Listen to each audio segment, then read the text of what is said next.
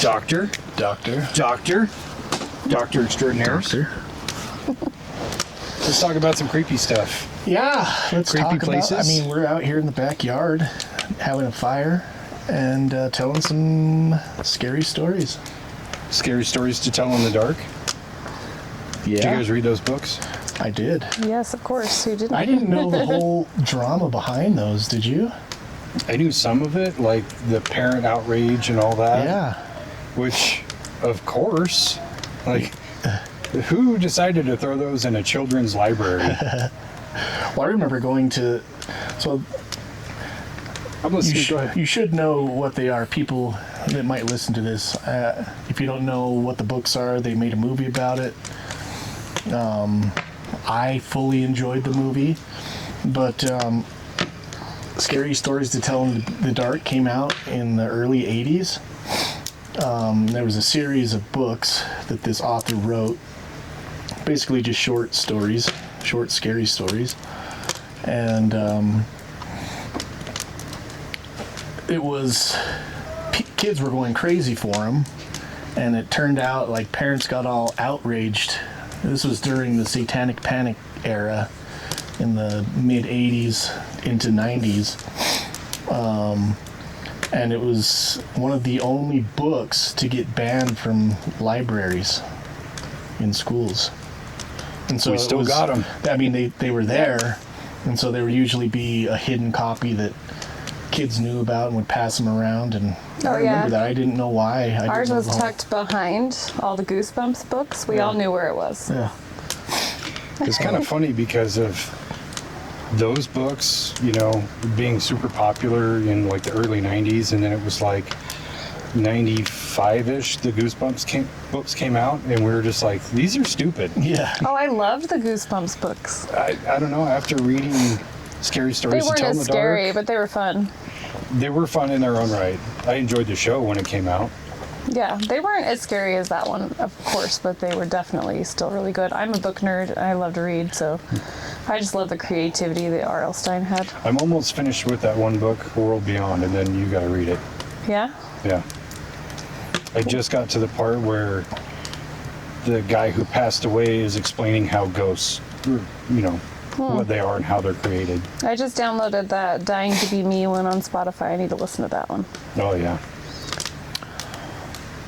Who's the author of that book? Ruth, I'm drawing a blank on her last name, but she was... It's not Ruth Ware?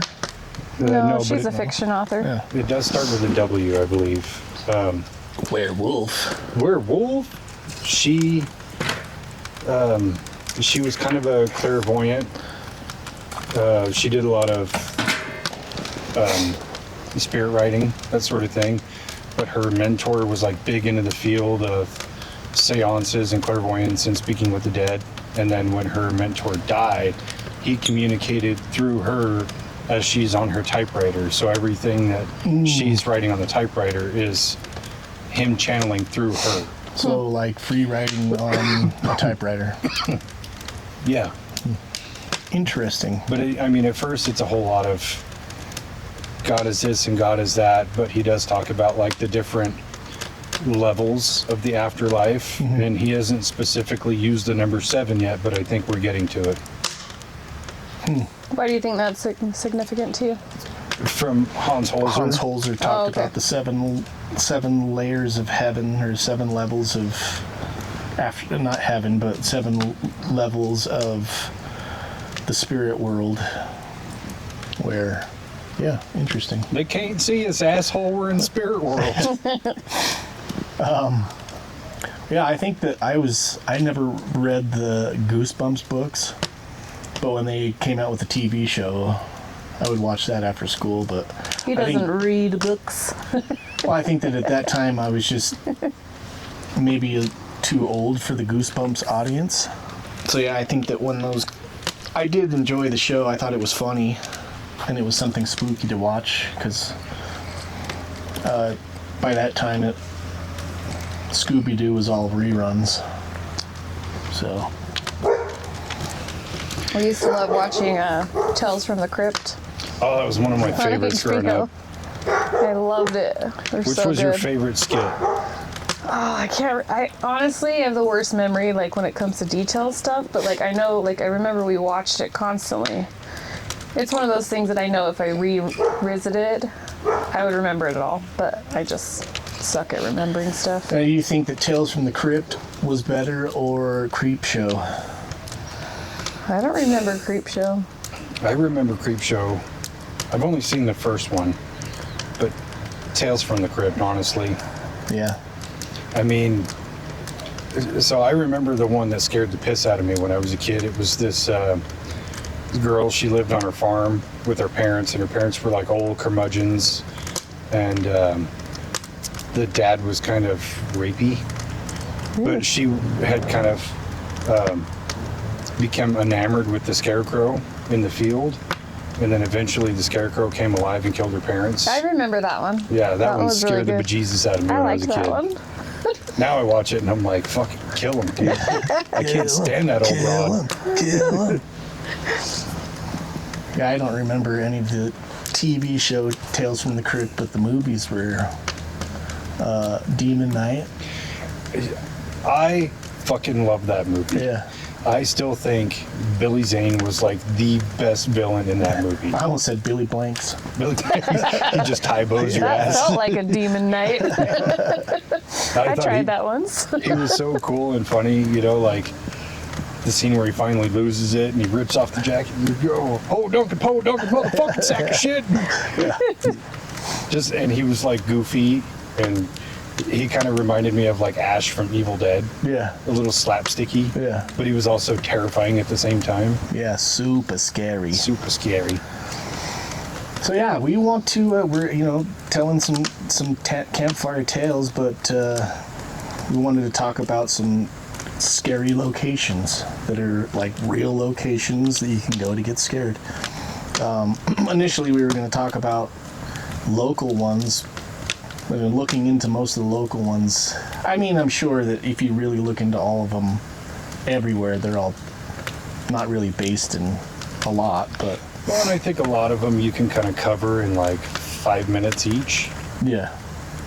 But another part of it that I had kind of thought about was like, if we're going to try to go to some of these places, I don't want to front load with information. So, but yeah, some of them in Utah, I'll say, they kind of have a big reputation that you just can't avoid. Right. But some of them are kind of just like silly nonsense stuff, like Emo's Grave, or the little girl in the Ogden Cemetery, or Ted Bundy's Cave, which is not true at all, Yeah. Yeah, so yeah, growing up, me and my friends in high school, we would go and do all the stupid things that we would hear about.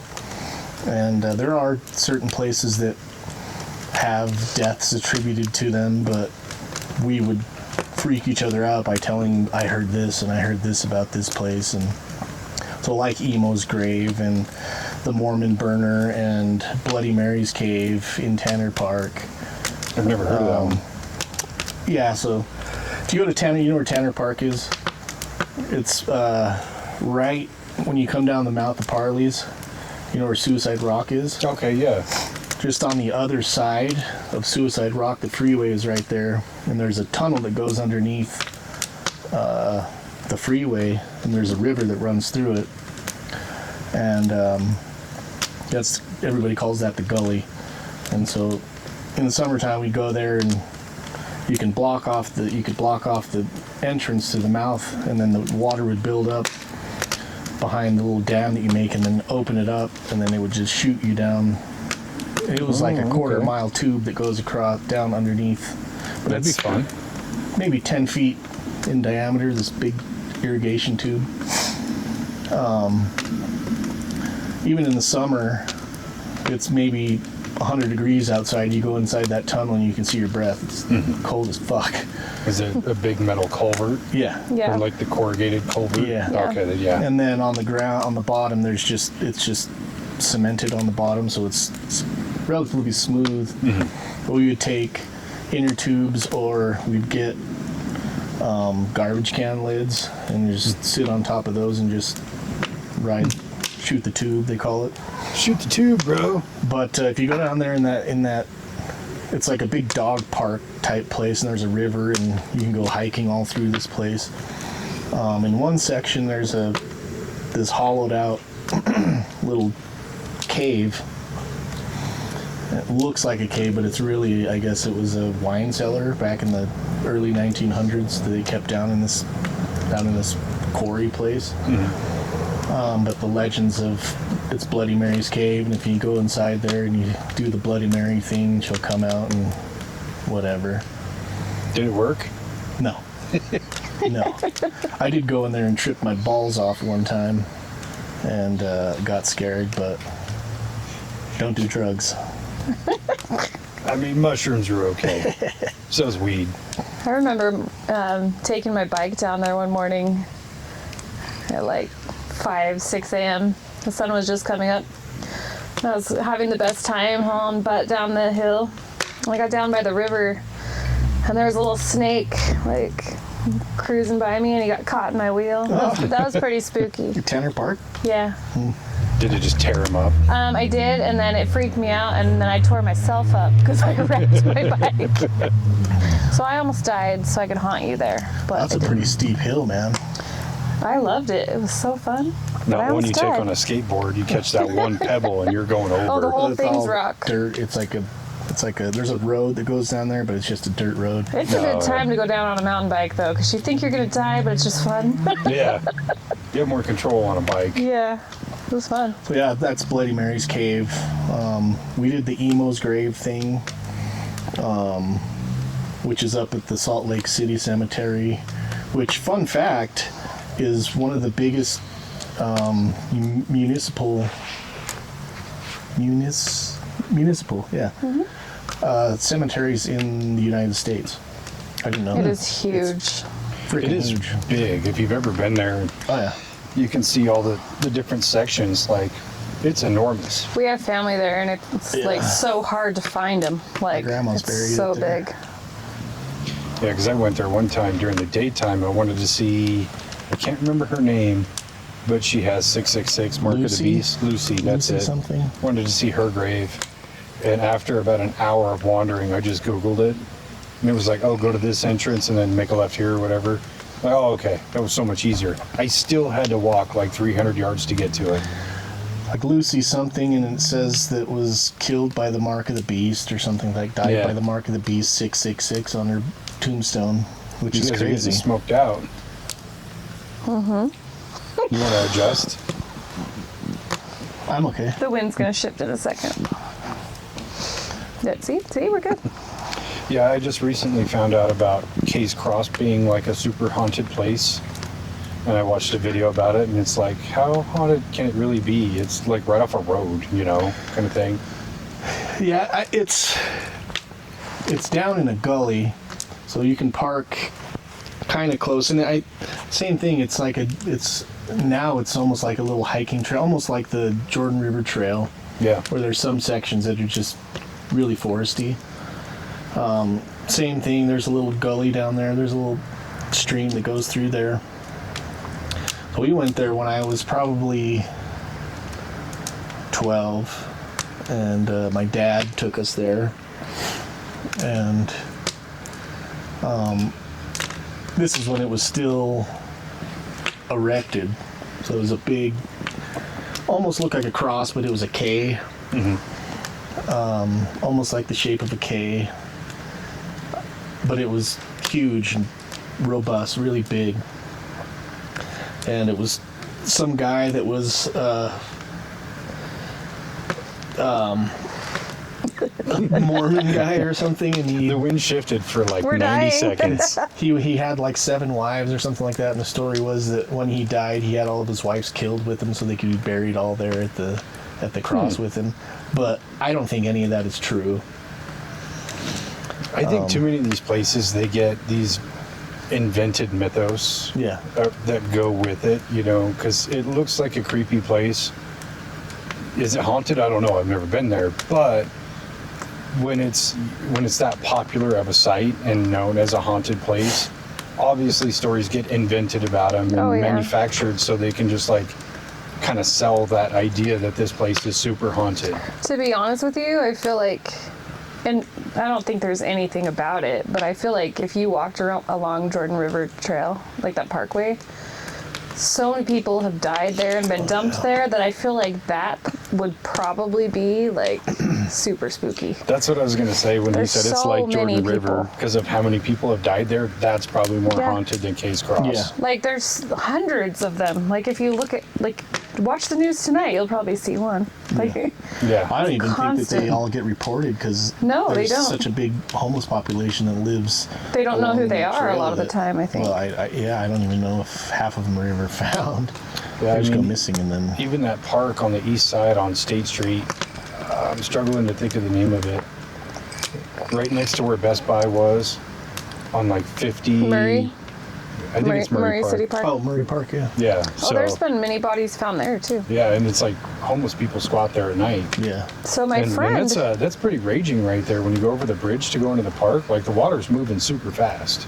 If a kid falls in there, they're not getting out. yeah, my Yeah, friend we used was to tube in that in that river. that girl I worked with at Gordon Biersch was playing Pokemon Go with her kids, and they stumbled onto a dead body. Like they had to report it. Her little kids found it. That's awful. Right? I'm like, oh my gosh, so bad. Yeah, I don't know any Pokemon Chardbod or something. Maybe I don't know. Charizard. Well, no, they were paying attention to their screen and looked down, and there it was. That's crazy. What would you do, man? You just walking along the trail playing Pokemon Go and you find a dead body. Mom, this person's dead. You're like, hey, bud, you can't park there. Right? Like Chopper, sick balls. So what's a really creepy, haunted-esque place that you guys would want to go to? You can give me a couple of them. I haven't even thought about this because I didn't know what we were talking about tonight. So you go first. Anywhere. Anywhere. I think I said it before. I would like to go to Dracula's castle. I would like to go to Penn State, or what is that place? Waverly called? Hills? Yeah, Waverly Hills. Penn State, or yeah, the sanatorium, whatever. If you don't know what it is, look it up. Alcatraz is another one I'd probably like to go. There is a prison in Montana that looks pretty spooky. I don't know what it's called though. A couple times we've driven up there, we drive past and I'm like, man, it looks like an old medieval castle. Mm-hmm. And it's closed now because it's like 150 years old, but They probably hold airsoft games there now. I think they actually do paranormal stuff, and they might do a haunted attraction in the around now ish, but it's in the middle of nowhere. Yeah. It's a small town. Maybe it's a big town, Montana standards, but if you've ever been through Big town Montana, by yeah, Montana standards.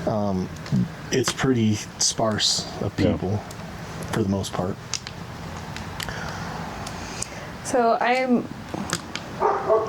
just like kicking myself that I've been to Paris and I didn't go to the catacombs. Ooh, As above, so below. Like, but when I went, it wasn't really, time wasn't allowing for it, but I think if I can ever get you to go to Paris with me, that's something I want to do. For sure. And then just, I got to go to lots of places in Europe that I would love to revisit because there's like certain castles and certain buildings that are just have so much history that are really creepy. Like lots of places that were there. We went to, when I visited Europe with my grandma, we went to a bunch of these like old castles, like from like Renaissance period, and like it was really crazy because you'd be walking through them and a lot of them had like little jail cells in them, and then you could tell that some of them were like torture chambers. It was really creepy and eerie. I would like to like revisit that now as an adult. Yeah. So I feel like I obviously thought it was cool when I was younger, but I didn't really appreciate it as much. I think that would be cool to go revisit it with new opinions and new, Yeah. adult perspective. Yeah, I would like to go see that again. And then another place I think would be really creepy, but was really cool. Have you guys ever heard of Pompeii, where the volcanoes? Yeah. I bet there's so much activity there, like of people that didn't even know that what happened to them. Like they're probably, I'm sure there's people that are stuck there For sure. that didn't realize that they've passed. I think that would be a cool place to go check out. You kind of know that a volcano is erupting near you. Yeah. But you don't realize that you can die before the magma even ever gets close Well, to you. it's so fast. Oh yeah. And Well, the I think heat is enormous. Even that, like, you know that the volcano is erupting, but what are you going to do? You're stuck on an island. Yeah. Where are you And going to it's run like, to? what? When did that erupt? Like, 79 AD. yeah. Oh, so long ago. But it was really, like, it's cool because the town is still intact. It's just, like, encased in, like, lava rock. Yeah. It's cool. But I bet that place has so much activity. Oh, for sure. And it would be so spooky, like, at night. I think that would be cool to go Have you at ever night. seen the picture of the dude? He died like this. Bricked up. Like, you got to give the guy props. He's like, I'm dying. I'm cranking one out before I go. Or maybe he was holding his wiener so it wouldn't get burned, hopefully. So, Gotta save this for my wife. so as you walk through that, too, there's, like, couples doing things, too. Oh, yeah. But, I mean, I would go out like that. Fucking way to go, man. I would like to go out like that. I mean, I'm going to be the dude holding his wang, so I get it. One place I would love to go, and it may be a little taboo to say, but I would go to Auschwitz. Honestly, I would too. Because just, if you're on the prowl for paranormal activity, and no matter which aspect you look at it, whether it's unfinished business or stone tape theory, whatever aspect you put into it, it's going to apply to that place. Yeah. And it's so, I've known a few people that have been there, and I've heard some different stories from people of you just walk onto the place and you just feel awful. Oh, I would imagine. That's what I was just thinking before you said that. Like, if you have any sensitivity to energies, like that would be so intense and so hard to That'd get be through. almost overwhelming. Yeah. Yeah. It really would. I think it would be like really draining. Yeah, that would be like my end all be all go-to place. I wonder if anybody's ever you looked that up? I have not actually. Now that you ask, I've never thought about even I looking also that feel up. like that it might be looked at as disrespectful, so I don't know that you would want to do something like that. I'm sure nobody Yeah. has because of that, but Well, I think Well, even if you look at, it's recent. It is recent, and there's a lot of. But if you look at Dracula's castle, even it's almost the same scenario where there's a tyrant it's a racism thing, tyrant thing, and he killed oh, he was tens awful. of thousands of people, and would dine amongst the corpses that are impaled, like a forest of impaled 10,000 Can you people. imagine what a impaled sick fuck men, he would women, be? and children. Can you imagine how bad that would smell? Yeah, and You're you would just sit sitting there there and trying to eat your Like eggs like he, this. he Like, had to have been a sick bastard. Like, to be Yeah. okay with that. Speaking of sick bastards, and we're talking about, creepy stuff in general, did you guys watch that Ed Gein show? Not yet. Not I'm yet. gonna watch it. I turned it on. Like I really have no inclination towards serial killers. I don't think we should be, like looking at them as this crazy sense of folklore. I think they're just No. sick fucks. Yeah. But I was curious about Charlie Hunnam because I think he's such a really good actor. He was like, I want to see how he does it, and I got fucking hooked into this show. For me, it's not like idolizing the killer. It's about like the psychology of it. And that's where that show really does a good job. And yes, they fictionalize some things, but some of those things they're played in a way of, did it actually happen or was this in Ed's mind? And the whole show isn't just about him. A lot of it is about how the things he did affected society. Like, say for example, Texas Chainsaw Massacre, the movie. the guy who wrote the movie and directed it was inspired by Ed Gein, right? Or Psycho was inspired by Ed Gein. And so they go through these different time periods with these different like pieces of American culture and show how he affected those things. Yeah. So it's just as much about that as it is about Ed Gein itself. And Charlie Hunnam does a great job. Like, you can't watch him in Sons of Anarchy and then watch that and go, that's the same guy. Oh, it is, huh? I thought it was, but I wasn't sure. Yeah, and he does it so good. And the movie, like when he does the things he does, they don't cut out a lot of details. Like, it's pretty vivid. And you're like, God, this is super unsettling and it's creepy. But it's creepy not in like the jump scare paranormal kind of way. It's creepy of like, this was a person who did these things. Yeah. And that's what makes it so unsettling to watch. Yeah, I saw it on there like last week or whenever it came out. I want to say I saw it on there last week at some point. And I was like, oh, they put a Ed Gein movie. And the first thing that I thought about was Jared, your brother.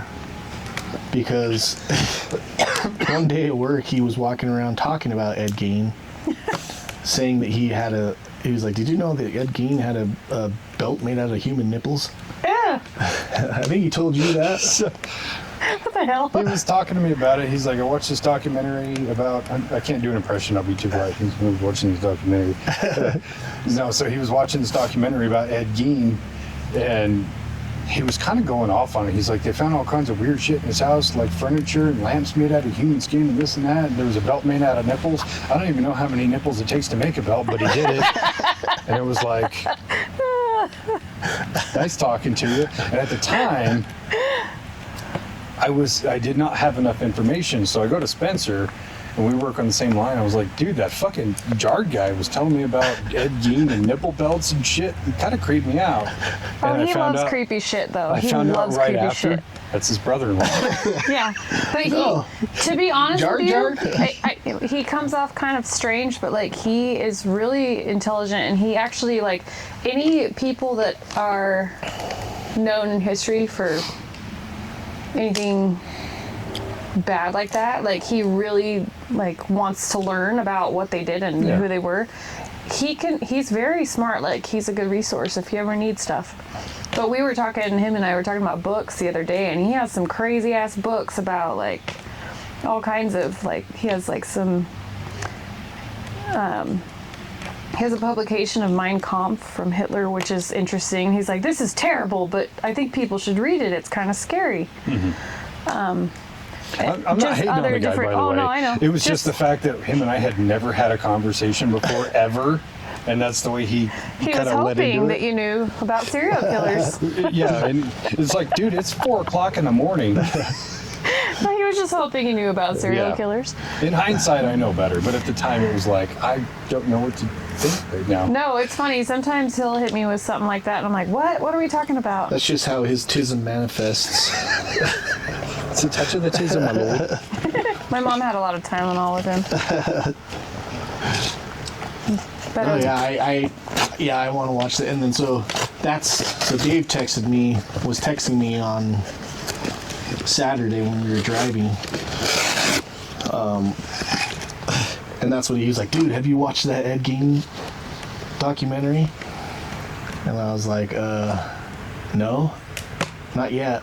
I'll probably wait till you're on Graveyard and watch it and be scared all night. It's like, does it mention the nipple belt? It is funny.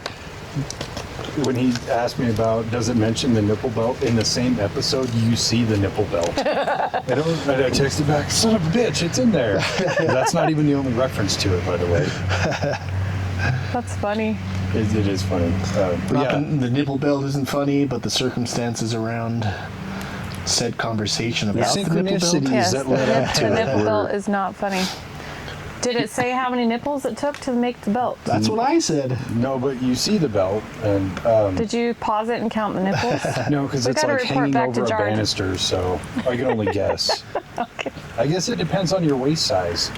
Yeah. True. Yeah. If you're a 32 waist, I Also imagine. depends on the nipples. I would probably Are we need talking like pancake, silver dollar pancake areolas or Hershey Kisses? That's Yeah, I men's, mean- women's. I would probably need at least 15 to 20 nipples for a belt for me. Of whose Probably. nipples though? My nipples? No, yours are tiny. I need like 42 Yeah. because I have a big ass. See, that's the question. That's there's so many questions. There's too much in There's the so equation. many variables. What if you made a starfish belt, dude? Oh God. Well, there was a. I mean, that's a consistent. You could measure better, probably. I I don't know. saw this after the fact because I got into the vein of the whole Ed Gein thing, and I was like trying to learn some more and find some other documentaries and stuff. And one place said that one of the cops opened a drawer and there was a bunch of dried out vulvas. Oh God, what? Yeah, awful shit, awful. And that's what was so unsettling about it. Because how do you just mutilate a corpse like that? Yeah. You know? Yeah. Well, I'm sure that I'm not making excuses for anybody, but I'm sure that a serial killer is looking at a human like a game hunter looks at an animal. Like it's just a trophy and they cut it. Like think about people that hunt keep the heads, they keep the antlers, they keep the hooves. I would It's say probably similar to that because these people are crazy. I would say it's a little bit different for Ed Gein because he only confirmed killed 2 people. But he was grave robbing. He was digging people up and he was so taking he was body a parts was a off of them. necrophiliac? Is that what He that's was called? also a necrophiliac. Necrophiliac is somebody who wants to have sex with dead bodies. Oh, my bad. He was also one of those too. Ew. Yeah, there's some fucking weird shit out there, man. Did you know that there's like multiple morgues across the country that have been found to be selling dead bodies to people, or they'll prostitute the dead bodies? Like it's how they make extra money. I believe it, honestly. It's so crazy. I watched something about that recently. I can't remember Yeah, there where. was a big thing about the bodies exhibit, Yeah. the mummies. Oh yeah, Oh, on, really? on Trafficked. She was talking about that on Trafficked. There's a show called Trafficked, and some of the bodies that they have in that, the bodies exhibit where they have like all the muscles. And, Yeah. They have a traveling one and then one in Vegas. Yeah. Like a lot of the bodies that were in there, they were going through and tracking them down, and they were illegally sourced bodies. Yeah, from, like not donated to science bodies. Like yeah, they shouldn't were have been there. John That's and awful. Jane Does that morgues made extra money off of. Really interesting. That's a show that you should watch. I mean, there's so much weird shit out there that people are still doing to this day. Oh yeah. Stuff like that to me is creepier than any paranormal anything. Yeah. Yeah. Living crazy people can do a lot more than active ghosts, I think. So with that said, have you guys watched anything creepy lately? Like legit creepy, not like, one of those silly ass movies like Velocipaster or I haven't. I have been reading all the creepy books, but I haven't watched any creepy movies. But it is the season. I will take my nose what's out a of the creepy book. book you've read recently? I just finished it's called Hidden Pictures. It's kind of I didn't know the author. I want to say Jason something. I can't remember. Sorry about it. But it was so good. Probably one of the best books I've read in a long time. Took me like 2 days. Was it paranormal or? It was, yes. It was about this nanny who goes and starts taking care of this child who is drawing pictures of this special friend, like special invisible friend in the house. But it's just crazy. Like, I don't want to spoil it for anybody, but it's crazy. Like, as she's watching this child longer, like the pictures get worse, and then they start like popping up in her little cottage that she's staying in, like her little backyard cottage, like it's a nanny's thing that's away from the house. It was just super cool. They did a lot of like seance stuff in the book and a lot of like paranormal. It also like brought in that psychological factor of like, is she hallucinating? Is she crazy? Because she's a former drug addict, the nanny is. So it was like lots of cool twists and turns where you're like, it took me a long time. I couldn't even figure it out. Usually I figure out the books pretty fast. Couldn't on that one. That one's really good. I recommend it. What's it called? Hidden Pictures. Hidden Pictures. Hidden Pictures. Look for that movie coming out soon. Honestly, I hope they do. I will anyways. I hope they do make it into a movie. It would be a cool one. What was the other one that you read before that? That was the... There's been a few. I power through them, don't I? You keep on telling me about these books you're reading. I'm like, that sounds interesting. I'm not gonna fucking read it, but yeah, read it to me as I fall asleep. That'd be tight. I gotta think about this because I literally read like 4 this month, so I gotta think about it, of which one it was. Like, I love psychological thrillers, so they've all been scary and good, but let me think on that. There was one about a girl that was like, some guy had murdered her parent or her mom or something, and then okay, never mind. I can't remember what it was. It sounded interesting though. Speaking of creepy books, did you listen to Hunt for Skinwalker? It wouldn't let me. Really? Yeah. Huh.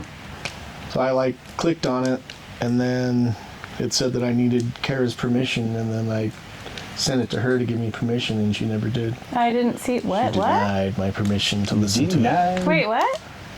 Oh, was it on Spotify? Yeah. I didn't even see it. Oh yeah. My bad. I wanted to, but Was it a purchase thing?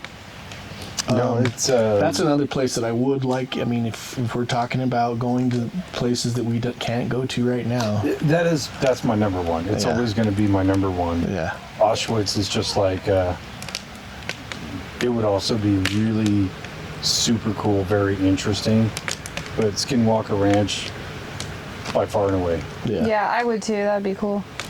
Just because the plethora of all of the different phenomena that's happening there is just right up my alley. Everything from UAPs and portals and cryptids and energy signatures that are weird and things that just don't make sense. It's all there and I want all of it. Yeah. So did you watch Beyond Skinwalker Ranch, that show? Was that the one with the CIA guy, the ex-CIA guy? Yeah. I watched a few episodes. It just didn't grab me. Yeah.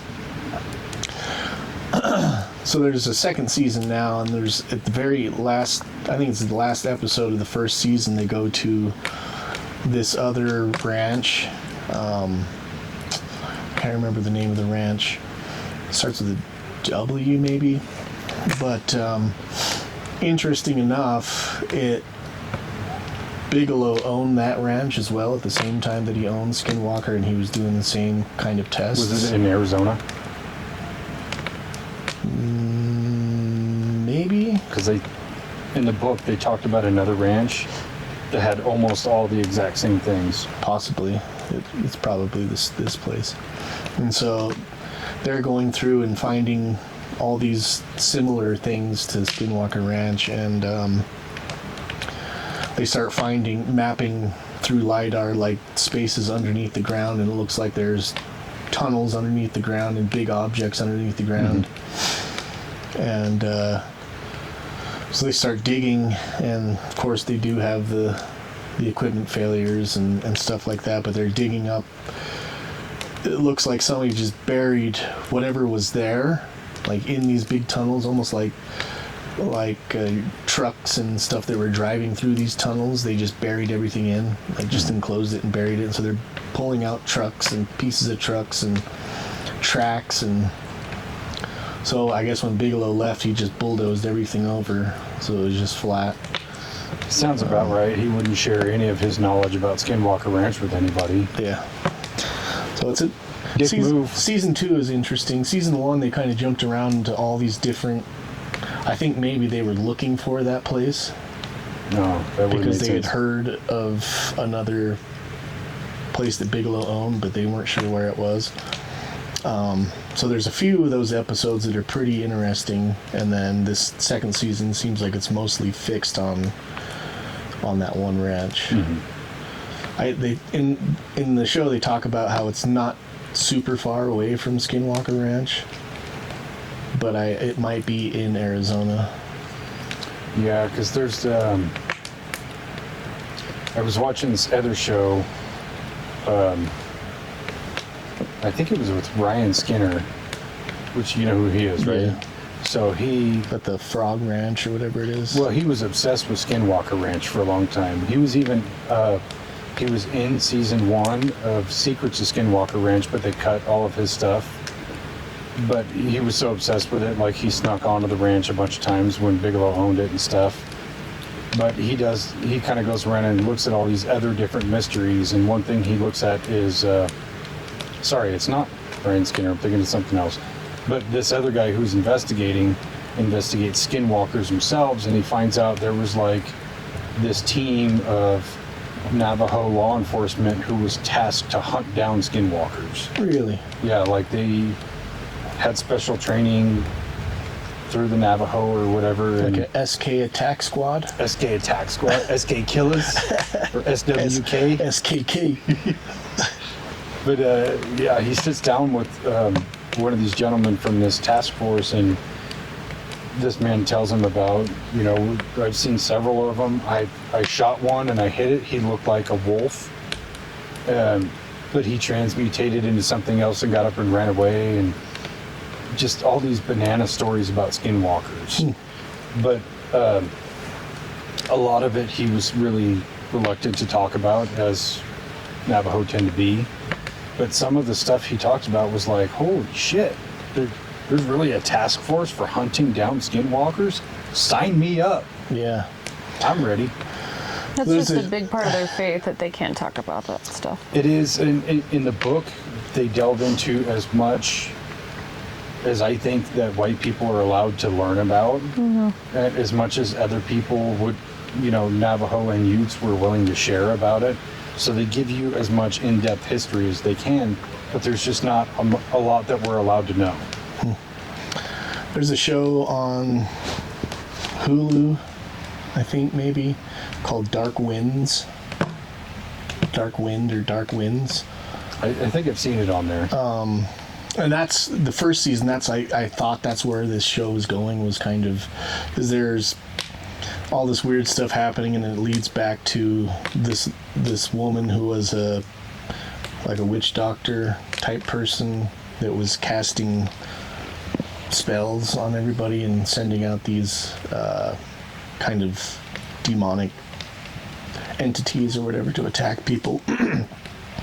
And then the second season was more of a serial killer type thing, but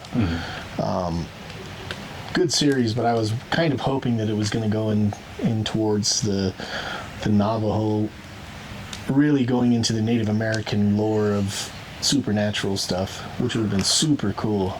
It was a good show, though. Yeah. I'm going to give it a shot. That leads me to another question. To you guys, which is the creepiest of all the cryptids? So with cryptids, you have Bigfoot, you have skinwalkers, you have the rake, the yeti, Wendigo, all these... Dogman, Mothman. Mothman. What's the one from Louisiana? Has a stupid, ridiculous name. Rougarou. The Rougarou. Which do you guys find the creepiest? So the Rougarou is just, it's pretty much a werewolf. That I lives think in for me, it's swamps. the skinwalkers. But why do you say skinwalker? Well, I don't know as much about this stuff as you guys, but like for me, it's because it can be so deceiving. Like an animal that you think is harmless, and as an animal lover myself, like if it's friendly, I'm going to go touch it, you know? And to have it be something that could be potentially harmful is really scary to me. Because, I mean, it baits you in, you know? For me, I think it is the rake. Just because it's super creepy looking. It is very creepy It looking. looks like Schmeagol. Or Master's Trixie. Travis on a really bad day, maybe. What? What?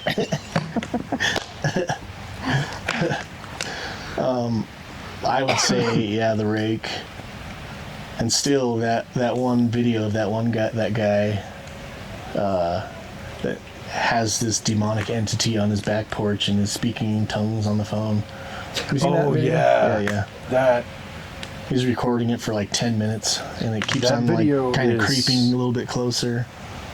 that one is unsettling. Yeah. Because even if the whole thing was fake, even if it was just like his homie was outside and they planned the whole thing out, they did it so good, I'm not convinced that it's fake. Yeah. You know what I mean? Yeah. The guy has like genuine fear and anger in his voice, and you see this thing gradually come closer.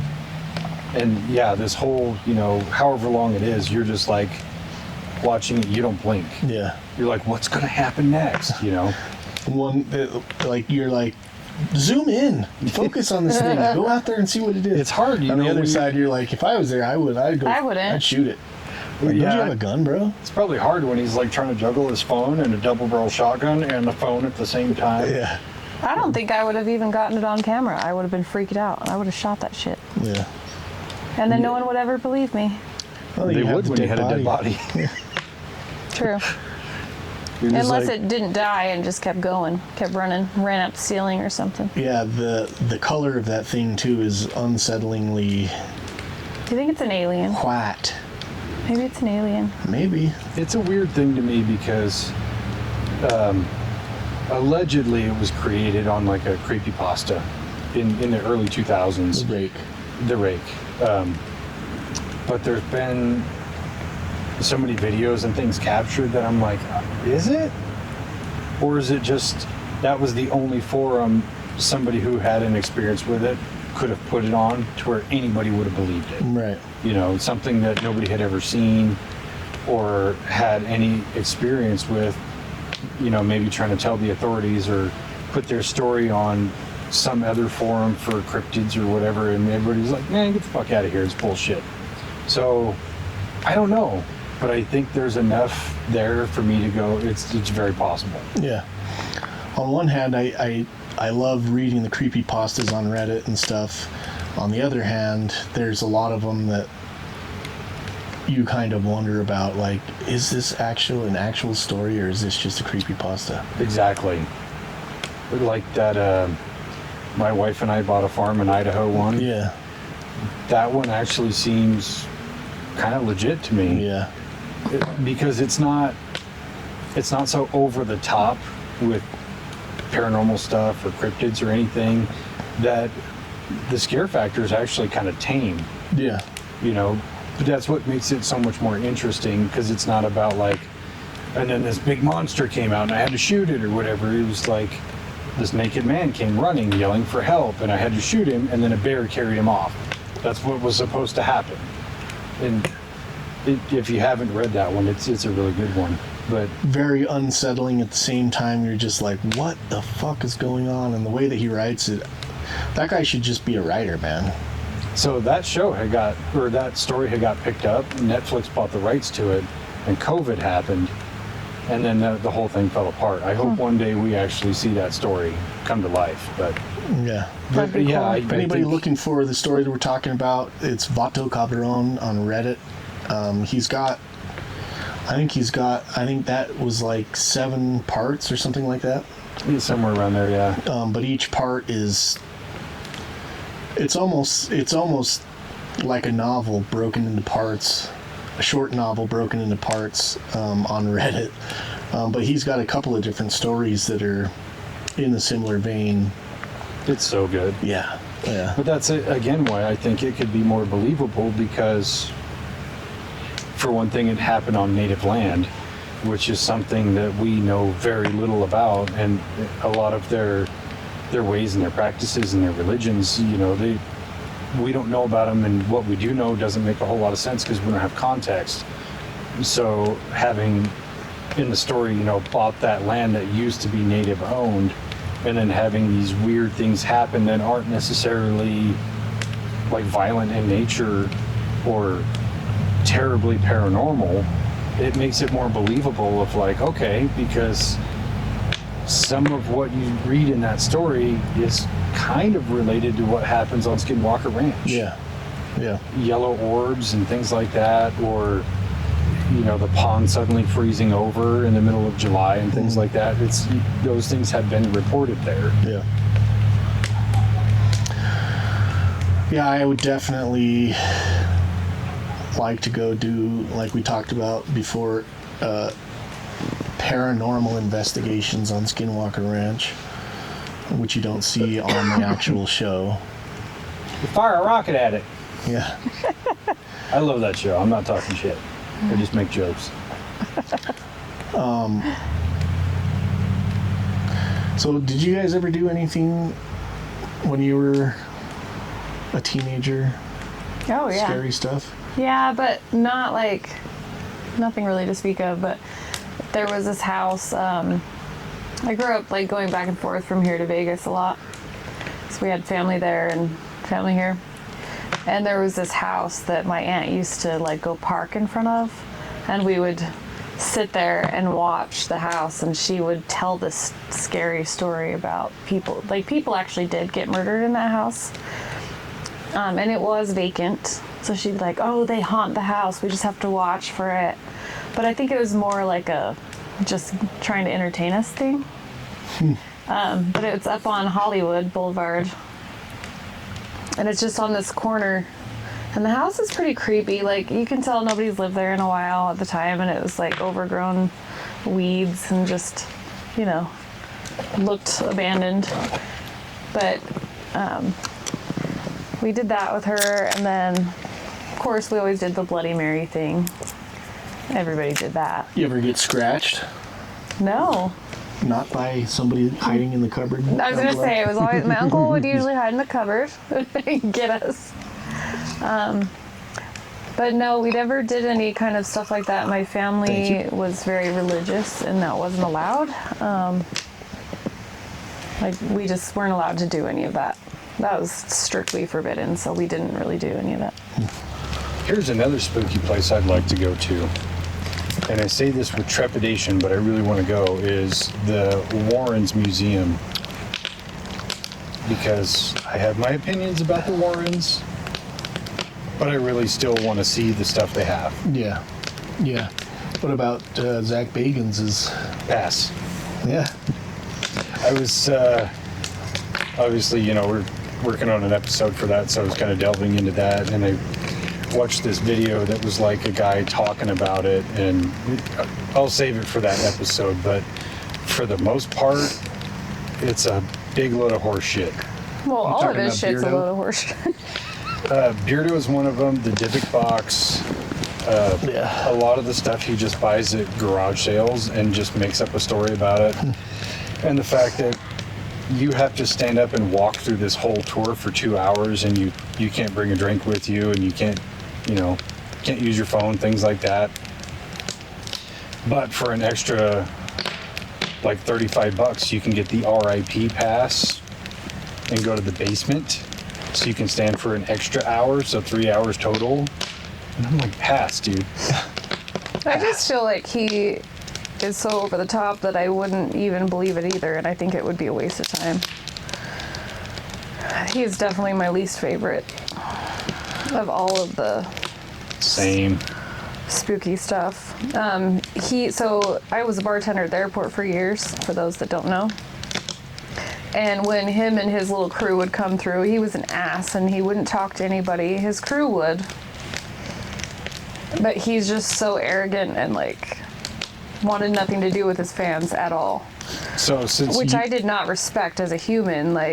So you've seen him in person. How tall is he? I'm curious. I wasn't up close to him, and I'm pretty short, so my perception may be wrong. But I think he's around like 5'11", maybe 6 foot. I'm not sure. I'm very short, so everyone looks tall to me. I'm always curious because he seems like one of those people who would only surround himself with people shorter than him, so he could feel taller. His whole crew is shorter than him, but he looks like he was roided out a little bit back then. That was like when he first started doing, like when people first started knowing who he was. Yeah, when he only did curls and nothing else. Yeah, I want to say like 2012-13 time is when I saw him, but. Oh yeah. But yeah, That's like people would be peak coming fame for up to him. talk to him, and he would just be rude and brush him off, and Like, dude, these people are paying your bills, but okay, you're not that famous. The people that are coming to you actually watch your shit. So, like, thank them, sign something, take a photo. Like, I'm sure you get irritated, but he wasn't, again, he's not that famous at that point, and so still not. Yeah. Really, it's probably in the same spectrum. level as us. I mean, we go into 7-Eleven and get recognized. No. They're like, DJ Khaled! Every time. I know. dude. I try to take him to the hot springs, and these kids are like, DJ Khaled with no shirt on. Take the photo. Just put it in the tabloids. They're like, who's DJ Khaled's mistress? I could hear these kids. We went to the hot springs in Honeyville. I don't even know if he's No, I married. remember you telling me, they're like, is that him? Is that him? I think that's him. It's so Go ask him. I funny. don't want to ask him. I don't think they look alike at all. It's like, yeah, they have a beard. I think that he kind of looks like me. No, I think that you I look. like the way you said that. That's good. I don't think he does at all. I think that, like, if I had to pick a celebrity that I think Spence looks like, it's John Belushi because of the nose. I can see the nose. The nose. Like, if he had Equally as disappointing. No, but if he had a beard and stuff, you're closer looking to that guy than I was DJ going to say Khaled. Nature Boy Ric Flair. Ooh. Sorry, I wasn't insulting you. I'm saying if he had a beard, you guys have the same nose and stuff. Yeah. That makes more sense to me. And Jim Belushi was lovable. He was awesome and hilarious. He was funny. So are you. What's her name used to tell me that too? Linda Orges. Yeah, I think that guy looks more like you than the other guy. Yeah. But I also Basically, what have you're saying been. is I just look famous. I should. I've just been be looking at your famous. face for Like- 25 freaking years. Yeah. So I know what it looks like. I've been looking at my face for 30. at least 30 years. Yeah, he's only 30. He's a youngin'. Yeah, I mean, I would like to go to the Warrens Museum. I would like to go to Zach Bagans' museum just because he, like, some of the stuff he has there, if he actually has it there, like Ed Gein's cauldron and Jack Kevorkian's van. There's a handful of things that I would like to see. So the Jack Kevorkian's van, I haven't confirmed, but I heard that's legit because he has to pay a lease for it, but they can take it back at any time. The Ed Gein cauldron is kind of sus in my book. Yeah. Can we run that back? Why would Ed Gein have a cauldron? He was boiling down the fat from all the victims, all the And he was Oh, soaking was he their... making soap? Is Fight Club about him? He could have influenced that too. You see the show and you're going to be like, you know what? Fucking could be. Is Ed Gein the propaganda master for the last 30 years of cinema? I know. Is that where they're getting all these brilliant ideas? You know, honestly, it could be. I mean, in the show, he talks about melting their bodies in acid so that he could basically boil away their Roger flesh and Rabbit. Who framed Roger Rabbit? Remember that? When they did. boiled it, they dipped You the know toys. what? You're on the money on that. I ain't even gonna lie. I like my movies. Can I say?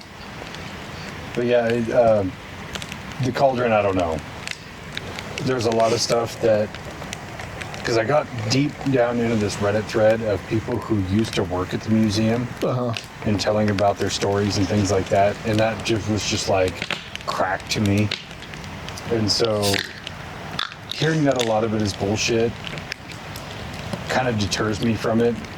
And even like the divot box, which is one of the most famous things he has there, the guy who originally sold it was like, yeah, I made that whole story up, but people are still buying into it. I mean, the whole thing with Post Malone seeing it and then suddenly having nightmares about it, it's like, was it inspired because of this object or because you were buying into the bullshit? I think it's Nothing more of against buying. him. I think it's more of buying into the bullshit. To be I think honest. that happens Yeah. with a lot of things, though, but But it's always happens- a question. Yeah, It always a happens question. naturally. Well, You watch a scary movie, our you have a mind dream is going about to do it. stuff to us, Right. like, you know. And this is interesting that you're talking about objects because I clearly have no experience in any of the shit, but when I was saging our house last week, there were a couple of little items in the kids' rooms that we've gotten from thrift stores that, like, I'm not saying I have any abilities or whatever, but it was like doing the rooms and then going to, like, on their shelves and stuff where they have these little figurines and stuff they've got for thrift stores. There was a couple weird little, like, sensations I got doing those ones, and I was like, oh shit, this is haunted, and I did it more. But like, I don't know. That's funny. Was I freaking myself out, That or is was it hilarious just that me? you wrapped around to that. We were Maybe just I was talking about freaking this. myself out. I don't know. So we were just talking about this before we even started recording. But Dave had sent me a TikTok video of somebody taking an EMF detector into like a thrift store. And we're just going around to all these random things and being like, oh, this is haunted, this is haunted, this is haunted. And it sent, like, the video, it kind of sent like a joke, but I guess Xander saw his son, so they went and did it today. Oh, you did? Yeah, so we took the That's EMF awesome. detector to a few different Did you record thrift anything? stores. No, we didn't find anything. But yeah, we went to a few thrift stores and we found literally nothing.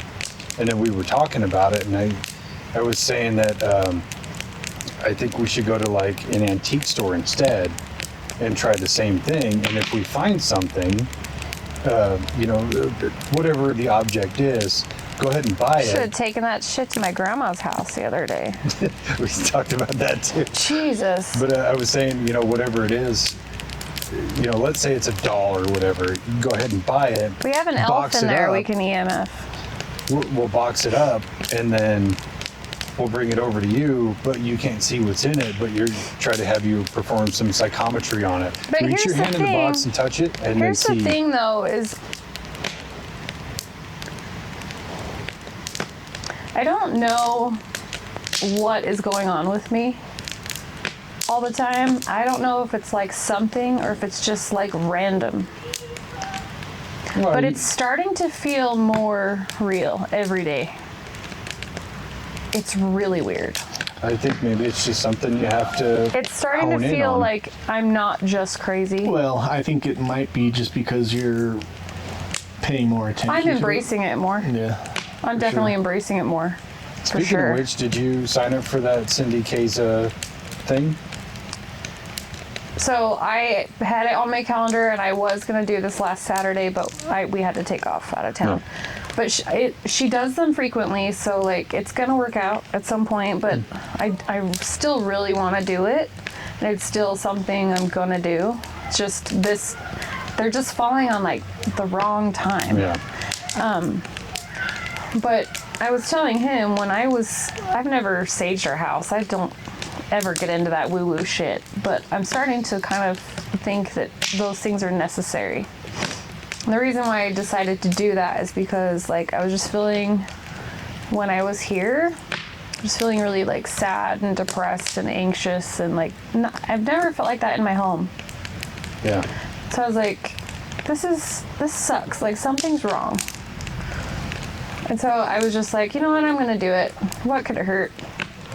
And I was smudging the house, and there were like multiple corners that I was having like feelings of like dread and anxiety, and a couple that I felt like tightness in my neck and in my throat. Like, and then I did stop and say, am I breathing the smoke? But I wasn't, because I was up above me. There were definitely areas in the house that were something was going on. Are you sure it was sage you were burning?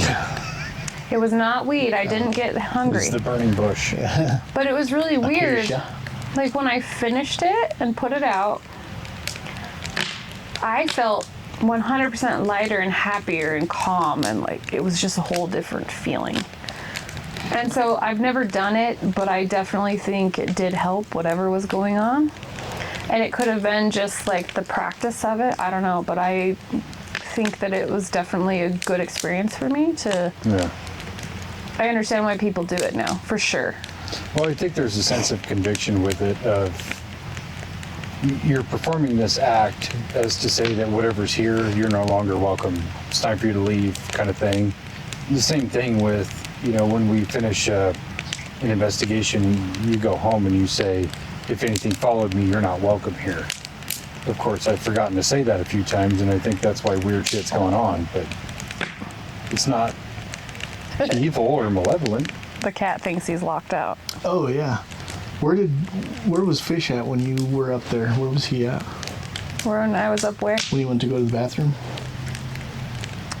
He was out here and he followed me in, but then he Oh. tried to go in the bathroom with me. Why? Just wondering. But that's still the opposite direction. You felt him go that way, but he physically went that way. That might have been Kitty. She's out here too. No, it definitely felt like Fish because it was huge. What? That was a good one. You're really good. No, So- he followed me in and then I wouldn't let him in the bathroom. He might have come back out. So on the creepy spectrum, what do you find creepier? Ghosts, demons, cryptids, or aliens?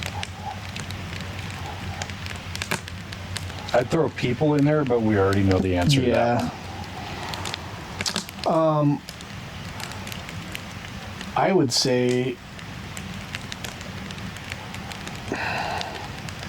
demons are probably the more scary ones, but I wouldn't say that I'm necessarily afraid of any of those things that you've said. Which one do you find the creepiest?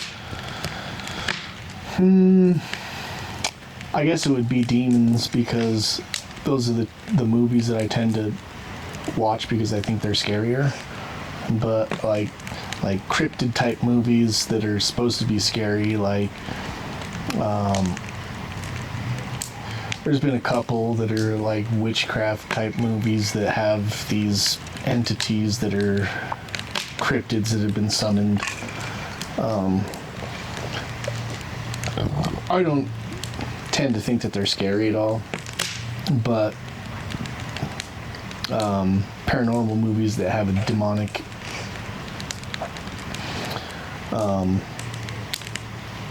thing to them, I tend to watch those movies and be a little more on edge than like ghost movies like The Others or Yeah. I where it's love just that. like So good. ghosts or The Sixth Sense, where there's jump scares in it, but the overall sense isn't a scary movie. It's just he's seeing ghosts.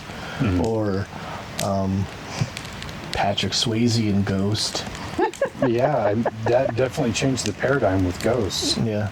I mean, I would love to have somebody do pottery with me. Yeah. But honestly, I think that that's probably most of what most ghosts do is go visit their Pottery? loved ones and pottery. Yes, you know, bone their dead wife, but they bone their wife. You know, whatever.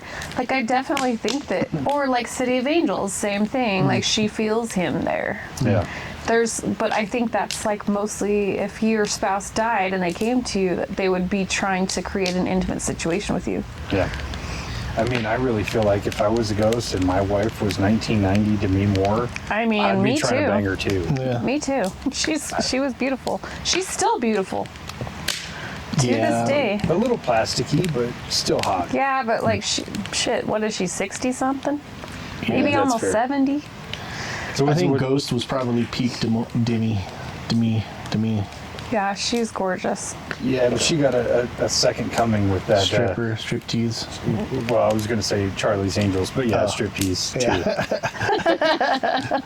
She had a solid 2 I don't decades. think I ever of- saw that movie, but I've seen clips of it, and it was like God.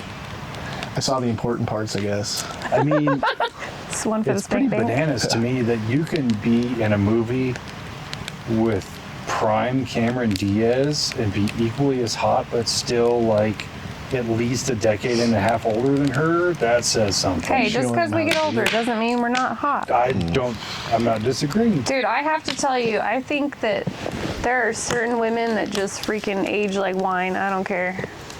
Demi Moore's one of them.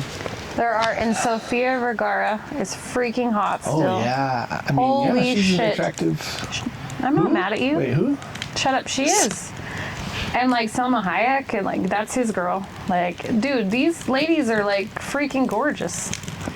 Yeah, Gorgeous. So yeah, I don't It's think true. it even matters. Desperado Salma. She's wow. so gorgeous. I don't care. Or I would be a lesbian for her. me too. With you. Same. Same Z's, dude. I would scissor her. Anyway, creepy stuff. What was your choice? That's creepy. Children, don't watch that last section. You should just do a whole, warning for the children, for our children. I know. I got to make disclaimers and things like that. I've got a lot of work to do. But. So I'm with him that I think ghosts and demonic stuff is scary, but what's on my Are you guys about to booty? make pottery? He's ripping my nipple off. I'm not really Trying sure. to make a bell. He One of was those, trying to one of make those it. bugs that looks like a ladybug, but it's not a ladybug. Oh. Thanks for It's like saving an my Asian life. beetle. I threw it in the fire. He saved my life. So I think, like, theoretically, the ghost and demon thing is really scary, but it's not to me. Particularly because I am constantly seeing ghosts and shit all the time, and like have lots of experience with all that, but I haven't had anything like super harmful to me. I've had it a few times, but I don't think that was a ghost. I think that was like more demonic stuff. But again, if you know how to handle that, it's scary in the moment, but I don't feel like I'm in danger. So I think the thing for me, if some of the cryptids were real, like the chupacabra and shit, or like a werewolf or something, I think that would be more scary to me because they could physically harm you and overpower you. I'm not that, I don't know, I'm kind of, was aliens one of the things? Yeah. Sorry, I forgot. I think that would be kind of scary, but also like more of a curiosity. I think it depends on what type of alien we're talking about. If we're talking about like Greys Well, we don't. or I don't Nordics, or are we talking about alien? Like, are they putting things in my butt or what? What's the? That's scary. I don't want that. I don't care about putting stuff in my butt, but like if you're gonna lay something into my stomach that's gonna pop out my chest. Yeah, xenomorphs are scary, Xenomorphs, but yeah. if it's like if it's a Nordic, I'm gonna put something in your butt, but he hands you tequila first. I mean, Cordial. yeah. Here, drink this bottle of mead first. I think for me, it's got to be cryptids because I think about what would my response be. I feel like I have communicated with ghosts, and I didn't feel fear or anything. I have enough kind of weird paranormal activity around me enough that it doesn't affect me in a negative way. I don't believe in demons. If I met an alien, I'd be like, dude, I have so many questions. So those don't bother me, but I'm 100% on board with you of like a cryptid, like the rake or even a Bigfoot, they can do actual physical harm to me. And like, if it's more gonna be like a physical threat that you can't. I'm more Get away afraid of the from. fire now. You almost died, babe. You almost sucked up your Carhartt Almost vest. died. Carhartts don't burn. You need a smaller one anyway. It's fine. Yeah, I mean, you hear the stories about Bigfoots of going to these construction sites and state parks and flipping over bulldozers and throwing these like 2-ton logs like they're Lincoln logs, and Yeah. you're like, what would they do to a tiny little human like me? Well, I think of it like an animal, think about all animals are so powerful. So it's like, Yeah. shit, even our 10, 15-pound cats are powerful. My cat fucks me up all Your the cat time. jumps on your face and wants to do damage, it's gonna hurt. Dude, he fucked me up the other day. He was like, Mom, why are you bleeding? No, they just animals are so strong that's kind of how I see a cryptid, like as being a strong animal. And you can't defend yourself against something like that. Like, Yeah, and more so, to me, it's in the same way I have a fear of crocodiles/alligators or hippos or sharks. Is when you're in their element, you're much less powerful. Like if I'm in the woods in the dark, I can't see. I don't know my way around. I have no actual means of defense or running away. A Bigfoot is just gonna grab your ween and tug. He's just gonna jerk your It's gonna wing, dude. swing you around by it. I mean, Off you go. That sounds awful. Give you the old ween swing. I might have a You're gonna hybrid be child out you're gonna there. be a weenie copter. If you haven't seen that whole man raped by a female Sasquatch thing, I highly recommend it. I think it's Peter the dog trainer. It's not a video of a man getting actually raped by a Bigfoot. It's him telling the story. It's him telling the story. It's it not is- AI. It is hilarious. I got poison ivy and I had to take a bath. Oh my god, it's Okay, so I'm loving good. all the AI Bigfoot videos though. Those are pretty funny. They're But, hilarious. I mean, thinking about a rake, you know, this skinny, gaunt creature with these big claws and giant snarling teeth. If you saw that shit in the woods, you'd be terrified. Yeah. I don't care if you have a gun or not. Your instinct is going to take over, and it's going to be flight, not fight. You're going to have a gun and a pants full of poop. Yep. And possibly an erection. I'm not ruling things out. So here's another one. What's the creepiest thing that you've seen or experienced? You go first, because I have a lot. I gotta think about it.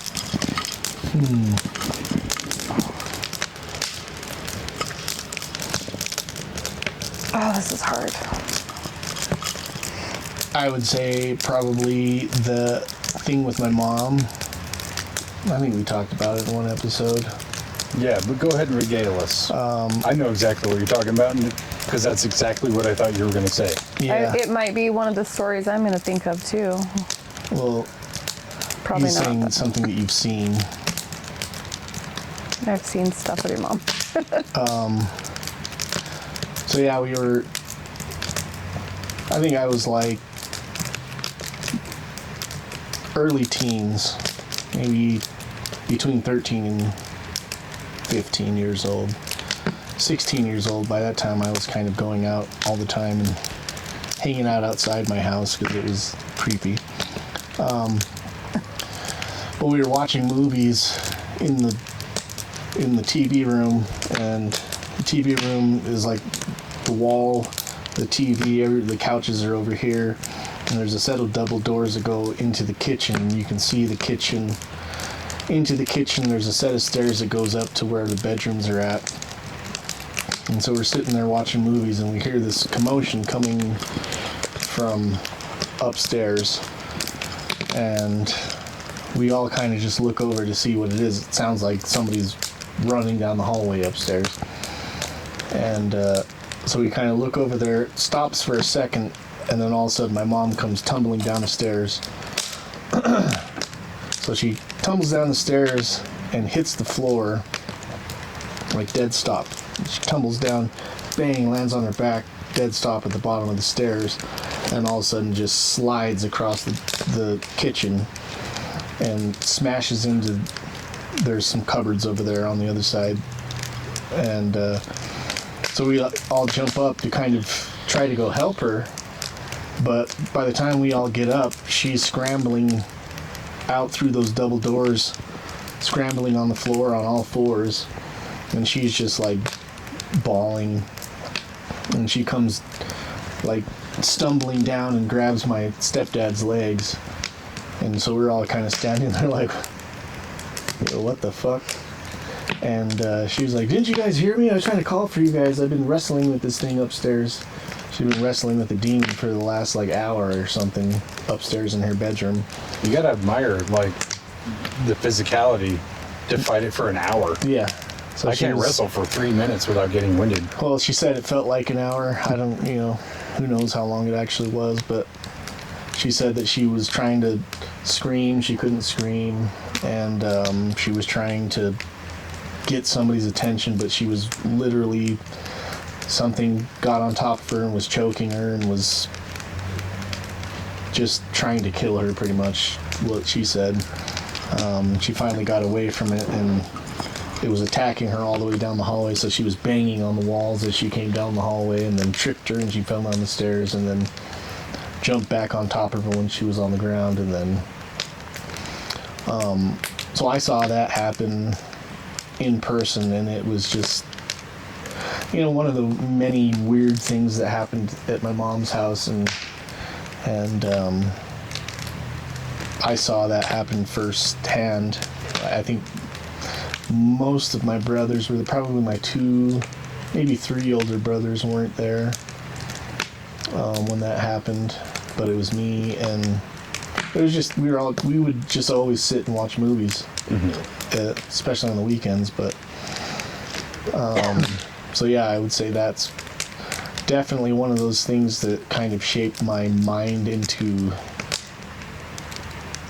a knowledge of there's things that we can't see that do interact with us or are capable of interacting with us. Have you talked to her about that? Not really, but that's not the only time that stuff like that has happened to her. Yeah. That Yeah, I was gonna say actually that's what my story was. Is a very similar story. happens quite often to her. Well, not often, but there's a number of things that have happened to her. Even after we went back to work, I was supposed to work overtime, and so I was getting ready to go to work, and my stepdad called and said that my mom was unconscious and they were taking her to the ER. And so we all went over there. I think we were the last ones to get there. So my brothers were there, and we're like, what happened? I was like, well, we were sitting there. We just ate dinner, and we were sitting there in the kitchen, and all of a sudden she was talking, and all of a sudden she started slurring, and then her head just dropped and she passed out. And so he was trying to wake her up and couldn't wake her up for a while, and so he checking her pulse and like seeing if she's okay. She's breathing, her pulse is good. It really through and through sounded like a stroke. Yeah. And so he ends up calling the paramedics. Paramedics come, check her out, say that her vitals are good. They can't wake her up. So they take her to the emergency room. And so they get to the emergency room, and the doctors are checking her out. Oh, there's our cat. Old Fish just got chased by the dogs. Fishy. Fishy.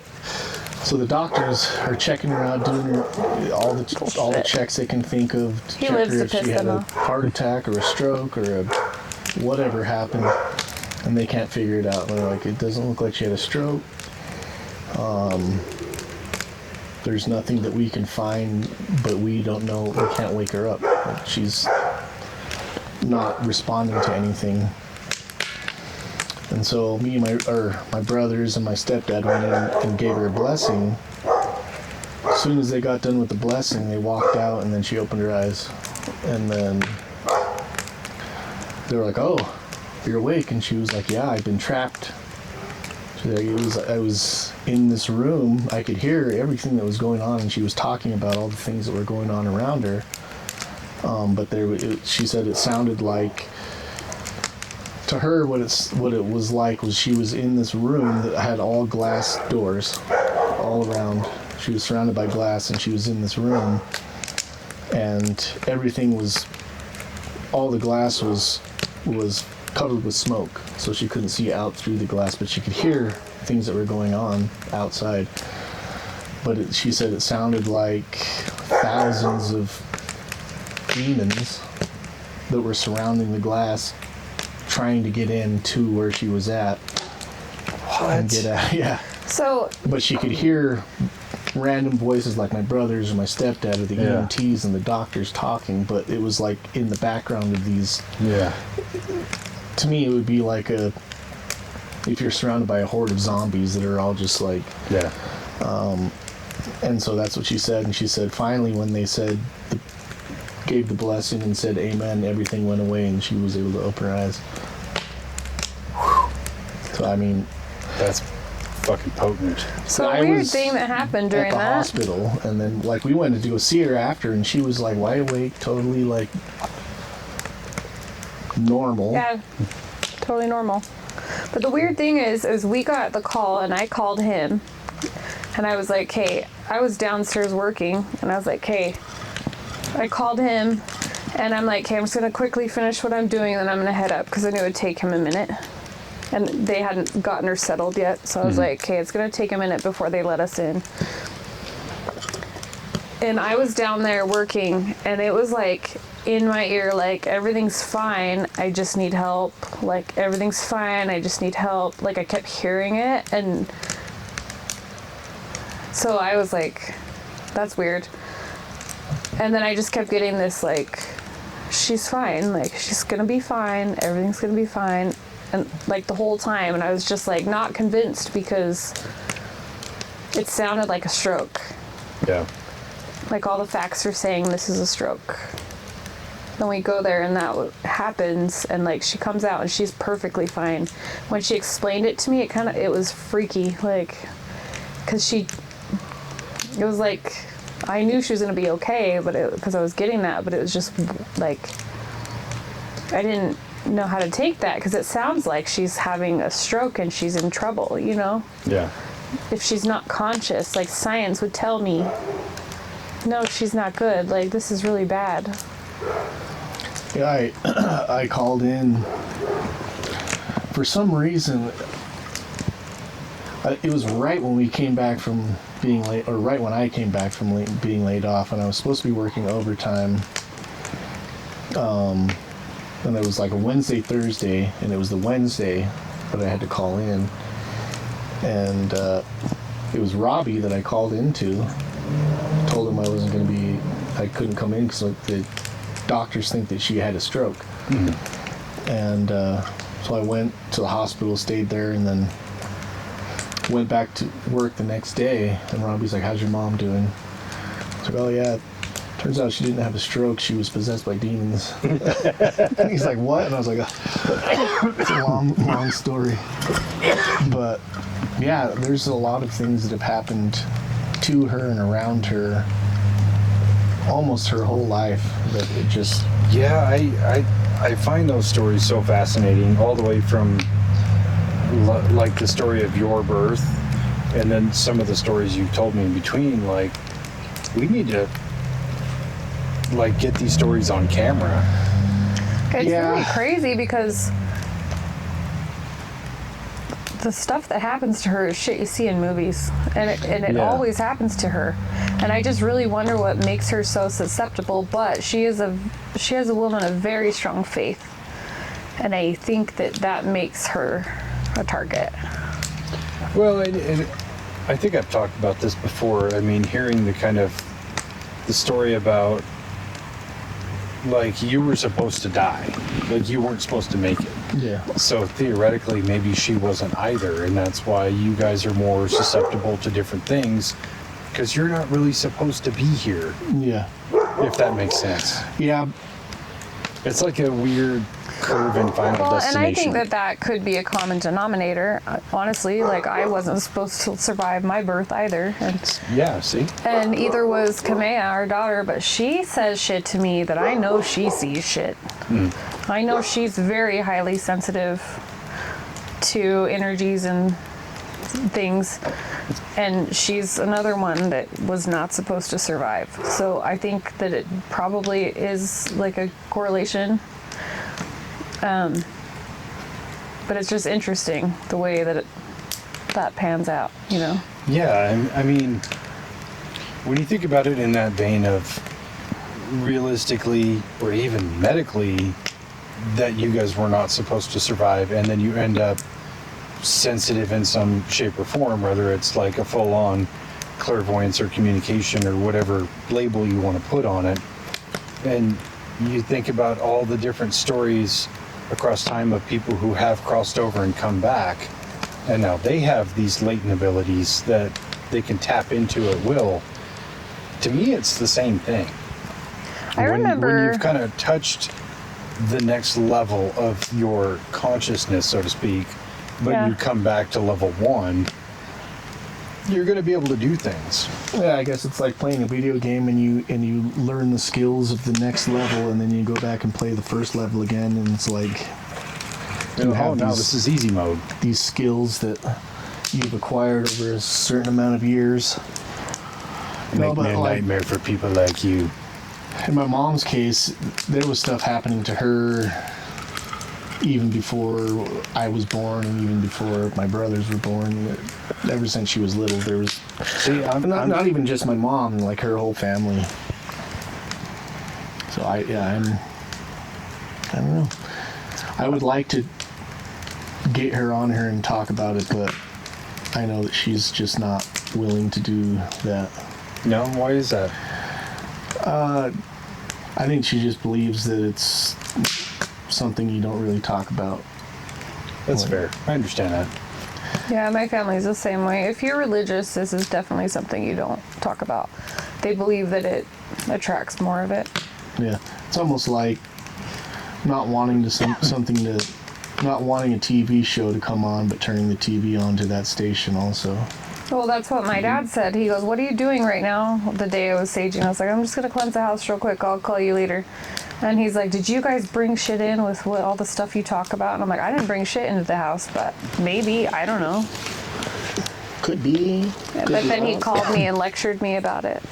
Like, maybe you shouldn't be doing this stuff. And I'm like, I'm not doing it. I think this is just my opinion. Where we had this discussion about things that are paranormal in nature. But if 95% of the population is experiencing these things, are they paranormal or are they just normal? I don't think it's paranormal. I think it's just like humans connecting with each other in a different way. Because recently I've had like things happening and that person's not passed. Or there's things that have happened like when our daughter's had a seizure and the next day she's like, "Mom, I was yelling at you and you didn't respond. You were ignoring me. I was pushing you and you were ignoring me." And come to find out, I was in here cooking dinner and she was having a seizure on the couch and I didn't know for a minute. Yeah. But she was trying. She said she left her body and came to tell me. Like, she remembers that really vividly. But I agree with you. That's just, it's another level of connection that Yeah. Unless we explore it, it's never going to make any sense. Yeah. And as long as we keep hiding from it or using religion as a barrier to keep us from understanding it, we never will. Yeah. And Or is the religion set up purposefully to keep us from being aware of it. hold most of the population back from understanding these things? Can I share what, do you think it's appropriate for me to share right now? It's the always thing last appropriate. week? Sure. I won't. It's up to you. No, I won't get. I feel really. This is cool to me now. I had a really hard time with it that day, but the weekend's happenings made this really cool. So, for those of you that don't know, my grandma is suffering with dementia. She's had it for ever since she got her COVID vaccine. I probably shouldn't say that. You might have to mute that out. I don't know. Yeah. Get Coincidence. canceled. Ever since she got her coincidence vaccine. Her coincidence vaccine, after that, she rapidly had mental decline, and she's suffering from dementia and Alzheimer's. It's starting to affect her body. So she, so they just put her on hospice. Well, before I was told she was on hospice, I was told that day, but it was after this situation, a few hours after. I was kind of pissed off because I had to clean the fridge at work, and none of that. I clean up my shit when I spill shit. So in a restaurant, people spill shit and it gets coated on the thing, and I'm in the fridge cleaning our server fridge, pissed off, and I was just kind of in a bad mood. And this is funny because this is only something her and I know. This dumbass song that I hate so bad, and she knew I hated it so bad. Anybody can look it up, but it's called Raindrops Keep Falling on My Head. Mm-hmm. And it's hella cheesy. But when I was a teenager and I was in a bad mood, she would sing it to me to annoy me. And it's something like, raindrops keep falling on my head, but that doesn't mean my face will soon be turning red. Yeah. Something, I don't know, it's basically don't be sad, be happy, like, it's supposed to be a good message. It's good old Gene Kelly. Yeah. So I'm sitting there scrubbing this fridge and I'm pissed, and I hear in my ear loud, like she's next to me, her singing this song. And I hate that shit. And instantly I'm like, shut up, Grandma. Like, instantly, I almost audibly said it. And I looked over because I'm like, it literally sounded like she was with me. I'm like, turned my head and I'm like, oh my God, I hate this song. Shut up, Grandma. And I realized what I was like about to say and looked over and I'm like, you're at work and she's not here. And that was weird. And then I'm like cleaning the fridge crying because I'm like, oh my God, did she just die? Like, I'm cleaning the fridge and I'm mad. About an hour and a half to 2 hours later, I can't remember right now, but my aunt texted me and said, hey, we just had to put Grandma in hospice. You know, it's affecting her body now, so we're just going to keep her comfortable. And I'm like, holy shit, like she came to me and she sang me that stupid song because I was in a bad mood about having to clean the fridge. So long story short, weird shit was happening to me all day regarding her. Things only her and I know. Weird. So we just shot out there. That was like a week and a half, 2 weeks ago. We just shot out there this weekend because I was like, I just feel like I want to go see her one more time. We go in her room and it's super somber. She doesn't know who any of us are. Everybody's kind of upset and sad and like it's just the vibe's so sad. And one of the other patients came in. Oh, this is weird. Well, yes. Before we go ahead. Yeah. So we all go into her room and she's just sitting in the corner and she's like looking around at us and she's like, what is going on? There's like 9 of us. Yeah. She probably felt bombarded. And so she's looking at us. She doesn't know who any of us are. Her son is there. She keeps looking at me and the picture of me on her wall, like kind of almost connecting. And everybody's kind of, they don't know what to say because they don't want to like scare her or trigger her or say, I'm your granddaughter and be like, wait, what? Yeah. You have to be really careful with that situation. Yeah. So everybody's kind of sitting there in silence and I'm standing at the doorway, and there's other patients walking around and nurses walking around. So I stand in front of the door so that we can kind of have a private moment. I don't want to close the door because I don't know the rules of the facility. And so I'm standing in front of the door, and there's this other patient that's walking around behind me. And she just keeps on walking past, and then she stops, and it sounds to me like she's talking, she's whispering, and she's kind of like, and then it would switch to something else and she would start saying something else, switch to something else. It was almost like sweeping through, it was almost like a spirit box. Dude, literally. Really slow. Wow. And it was like sweeping channels. And then she comes right up next to me and she goes, can I come in? And I said, sure. And so I let her come in. And at first she's messing with her sweater. Sorry if I mess up the sound. I forgot the microphone. She's like coming in and she's messing with her sweater and she's swearing and she's pissed because she thinks there's a button but there's not and she wants one. It's like a cardigan with no buttons, but she wants to button it. And so she's like swearing and we're cracking up because we're like, oh honey, your thing, it doesn't button, you know, but you don't want to mess with them. And she asks me if I have something to fix her sweater, and she's asking me for a safety pin or something, and I didn't want to give her anything sharp, so I'm like, no, I'm so sorry, I don't have anything. And then she walks, I'm sitting on my grandma's bed, and there's maybe a 2-foot space and then a wall and a bookshelf there. My grandma had pictures and a couple of personal items on the shelf. She had a picture of her and her brother and then a couple other photos there, and we just let her come and sit down on the bed, and she was behind me but next to me.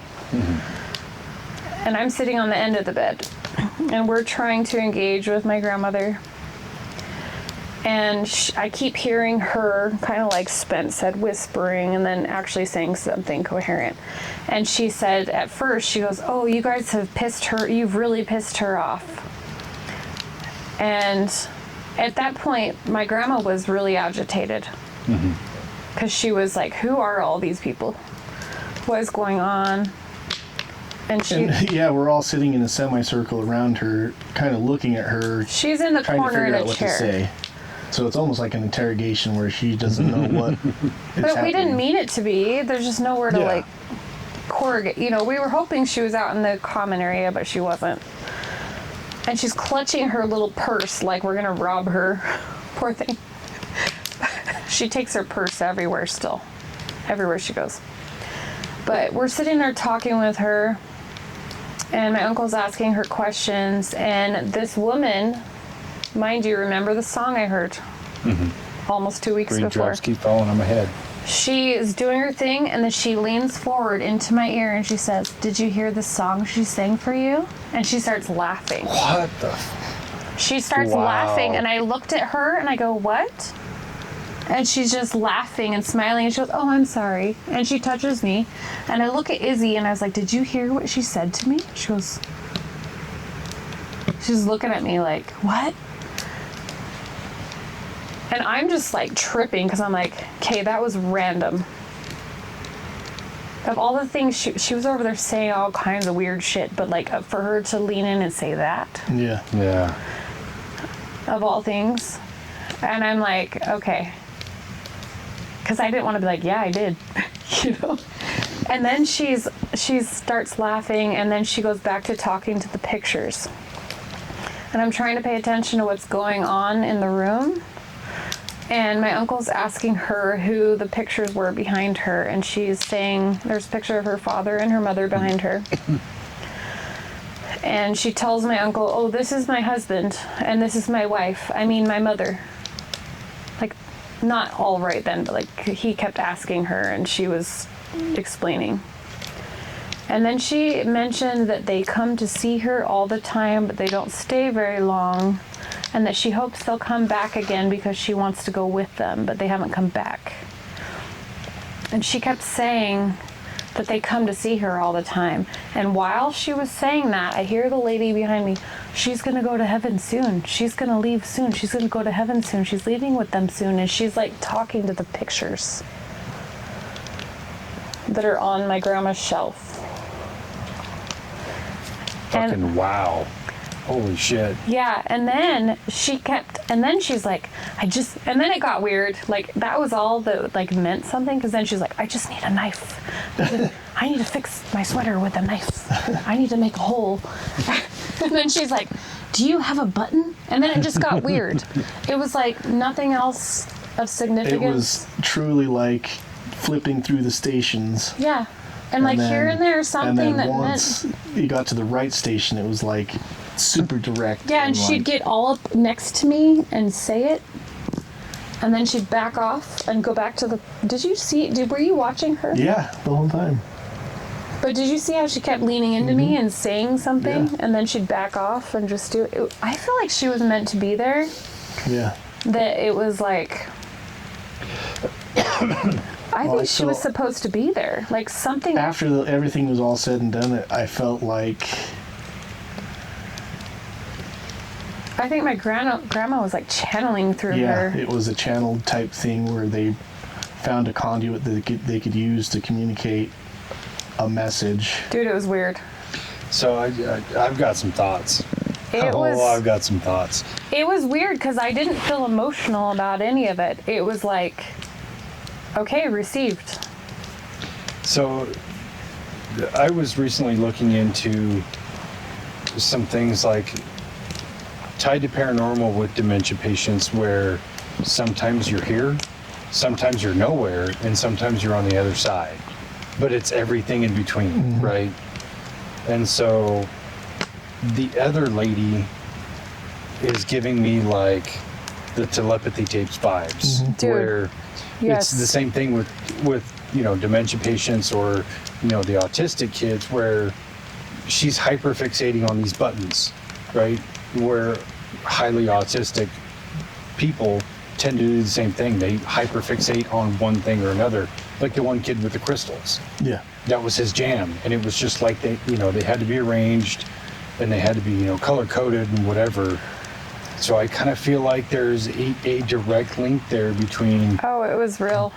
I wish both that of those things. That's I- just so crazy. I wish that somehow I could have seen what was going on with my grandma while she was talking to me. Because I was like ignoring Who's to her. say you didn't? But I was ignoring her for the most part. I was listening to her, but focusing on my grandma Yeah. most of the time. But then, like, randomly, I'd be like, wait, what she just said is too accurate for the situation. And how would she even know that? There's no way she would know that. I live 400 miles away. It was really I've weird never because met her before in my life. your grandma also was focused on what that lady was doing too, and like she was listening to what. It was almost like she was like telling her. Yeah, it was. She was listening to what her uncle was saying and the questions that she was saying, but she was watching her, and then he would ask a question, and then she would turn, and then think about it for a second, and then answer it, whatever her answer was, and then turn back and look at that lady. And then the lady's talking to me. And then the lady's talking to her, and then she would kind of. It was almost like a. When you laugh out of Nervousness. or discomfort in a situation where something is not comfortable, so you just laugh. But then she was laughing. It was really weird because it seemed like she didn't know who any of us were, but she knew who that lady was. Yeah. And so she was kind of focused on what she was doing, and then just appeasing us for a second while this other But it lady also was doing felt like stuff. she knew that I would know. Yeah, it was really, really strange. It's such a. Like, my grandma didn't believe in any of this shit. She didn't believe in clairvoyance. But she does now. No, she didn't believe in any of this before. And it was almost like she was using something she didn't even believe in to talk to me, and that was fucking weird. But the fact that she said to me, clear as fucking day, did you hear the song she sang for you? That's random. Why would she say that? Yeah. Why would she say that? There's no other reason. There's no way she would know that. There's no way that, like, what happened 2 weeks before. I didn't even tell anyone but him that. He's the only one that knows that. See, that's what I find so interesting about it, because And I only told him because I was emotional as fuck about it. Like, we have such a narrow scope of these events of, let's say that lady asked you, did you hear the song she sang for you? Your immediate thought was probably like, did you tell her, Spence? I looked But at you. didn't. But Even if I did, she wouldn't have remembered. No, he wouldn't even know how to tell her. yeah, that's the thing is, We can't call there. there's too many, like, the alleyways to make that happen are so narrow, it just couldn't have been done. But the fact that it still did happen shows that there's something else besides our verbal sense of communication. Yeah. The only person that knew that we were coming was her uncle. And even if he did tell her grandma that we were coming, There's no way she she wouldn't remember. She would. Yeah. We went it in was there like and 30 he was like, seconds do you know and who I she's am? recycling And she was things. like, well, you look familiar, but I don't know your name. But that's her son. Yeah. But she thinks he's her husband. And then Yeah. he Awkward was like, well, for him. I'm your son. And she was like, well, what's your name? And he said, Tom, just messing with her. And then she was like, well, I thought you looked familiar, but it's been a long time since I've seen anybody. But he was And, just there 2 days before. So she turned and asked me who I was, and I was like, oh, I'm married to your granddaughter. That's me right here in this picture. And she's like, oh, well, I think I just haven't seen you guys in a long time. And then she said, and then my uncle was like, all of these people are your grandchildren and their children. And she goes, well, I haven't been keeping track of my family very good. Like, she's able to speak still in a coherent way for the most part, but Kinda. there's There's no way she could have known So that. she was just so confused the whole time we were there until we left. And we left. It was time for their dinner. And so we walked out with her, and they have this big dining room table in the middle of the commons area. There's maybe, 15... There's like 10 people. 10 women there that all are dementia Notice it was all women. Yeah. I think all their husbands are dead. All women. It was weird. Gotta get me out some ginkgo biloba. But like everybody was, saying goodbye to her, giving her a hug, even though she doesn't know what's going on. Like seems like she's pretending to know what's going on with, what was your name again? Oh, it's good to see you. Hug like a stranger. Hugged all the kids that way. And I was the very last person. Kara was in front of me, and as soon as she went to go hug Kara, she just like grabbed onto her tight and squoze her. And I pulled back and looked her in the eyes, and I was like, I love you. And she was just like welling up in her eyes. It was like she knew who I was for a minute. And then Really? she pulled me back in. Yeah. I think it's a weird thing. And she's like, thank you for coming to see me. I think if you've been on the other side long enough that you forget human normalities when you come back. Like with dementia patients, where I said they spend time on the other side and they come back and they forget how humans normally interact. It's kind of like when you first wake up. You're A, not sociable. You're B, your memory is not ready. It's not fully formed. Your thought process is not there. I do. It takes time to wake up. I do feel like she looked at me like she knew me. It was like looking into her eyes before. Like maybe I'm just hoping, I don't know, but it really felt real to me. I really felt like I was just telling her goodbye for the last time, and it was really emotional. And she looked at me like she knew, like, this is it. You're not going to see me again. Well, she's ready. I want her to go, like, for her sake. Like, I mean, if you listen to the other lady, it's not long. Yeah. But it was just it was beautiful. It was so sad, but so beautiful too. Yeah. It's like, I think that dementia patients do have that crossover that they're having back and forth all the time, all day long. I really do. I don't, like, people talk about that, but I think they're actually like in the middle of the veil. Like they're halfway in and halfway out. Which I think a lot of us should be just jealous of, because you're kind of primed for what's next, because you have an understanding. You've been there, you've seen it, you know what's coming.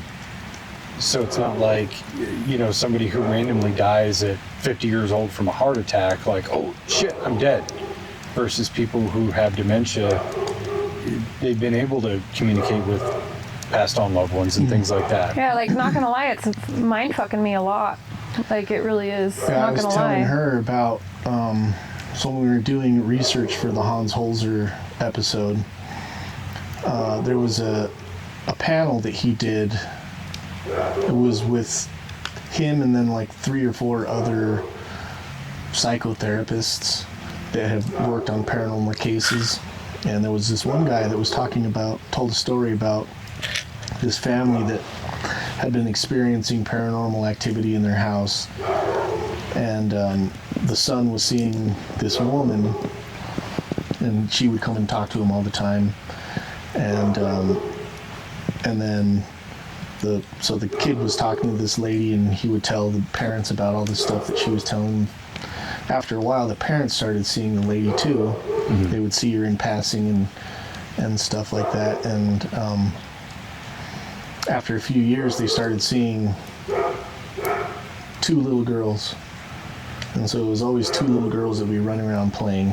And so they were like, why is there so much paranormal stuff going on in this house? And so they researched it. They found out that this woman had died, but she had a sister. And so they did some research, found out that the sister was still alive, and she was like 90 years old, and she only lived like across town.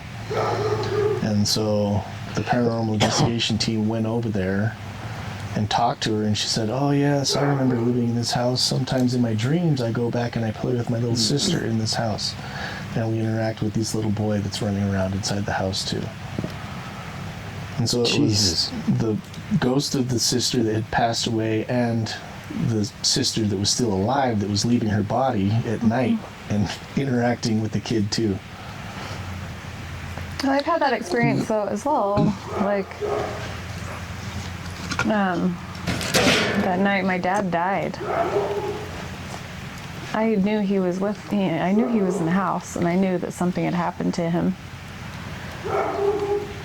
And it was really crazy. I woke up the next day and got on Facebook, and his friend was like, "No, not Dave. Dave's gone." Like, Dave's not here, man. she's like freaking out on her post, and then like a month later he came to visit us and told us he had overdosed and like he had died, and he came to us, but I knew he was there. Like I could smell his cologne. I knew he was there. Weird little things around the house looked like something he would have done. Like, It smelled like Brute and cigarettes. no, really, it was My weird. kind of guy. Brute and Pall Malls. Yeah. Oh no. But then, like, to have somebody confirm that to you, like when you, I don't know, it's weird. It's weird when everyone has their smell. Yeah. Like, you know it's them. Like, Yeah. products they use or whatever. Well, yeah, I think a connection to that person also definitely conveys a smell, because people do have distinct smells, but you only notice it when you're connected to them. You know what I mean? Yeah. Like, Well, it's somebody that you're hugging or cuddling with, or like you are with all the time. Even or, like yeah.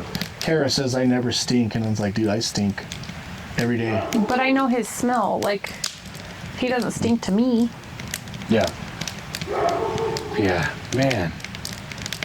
That story is like, got my mind just churning. Yeah, I was telling you a little bit my grandma? about what we did over the weekend, but didn't feel like I it could was tell my you were place kind of to, like bailing it. Yeah. Like, There was some shit that happened this weekend, Oh, but thank you for being respectful. I'm not going to say anything about it. No, thank you for being respectful about that. And maybe this part needs to be cut out for a minute. But maybe not. I don't know. I think that was an amazing story. It is Like, amazing. you had me on pins and needles the whole time. Like, what I happened just next? I haven't told my family about the song. Okay. But they're not. You can go ahead and actually, I'm gonna give you permission. Go ahead and put it in. It was just too weird to not be something. I think it was beautiful. So do I. And actually, it just confirmed that I knew she was with me that whole day. Yeah. I was texting him all night, like, I can't stop crying. All of this stuff had happened today, and there was more. But, like, for that other patient to confirm to me, did you hear it? Yeah, we were initially planning to leave to go down there over our short weekend, and then we ended up postponing it to go. Well, and I thought about heading out myself alone with the kids. But I just wanted him with me. I'm like, this is going to be so hard for me. I don't want to go alone. I need him. Well, there's also a big credibility factor where you're emotionally in this situation because it's your grandma. Well, and she loves him.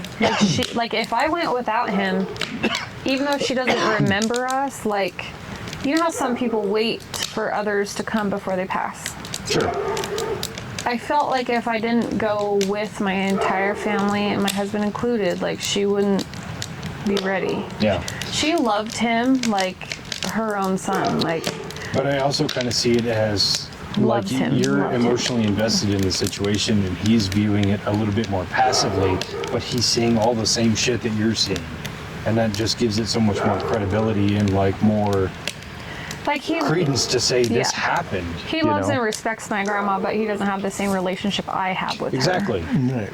Like, I didn't have I had a really close relationship with her through childhood, and then when I was a teenager, shit got in my head with drama that was going on in the family, and I kind of distanced it. But then as an adult, I got really close with her again. So this has been really hard. Like, For this sure. is harder than I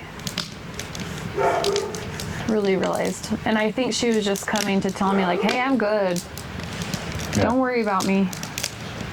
I told Spence, I felt like she was coming to tell me goodbye for now.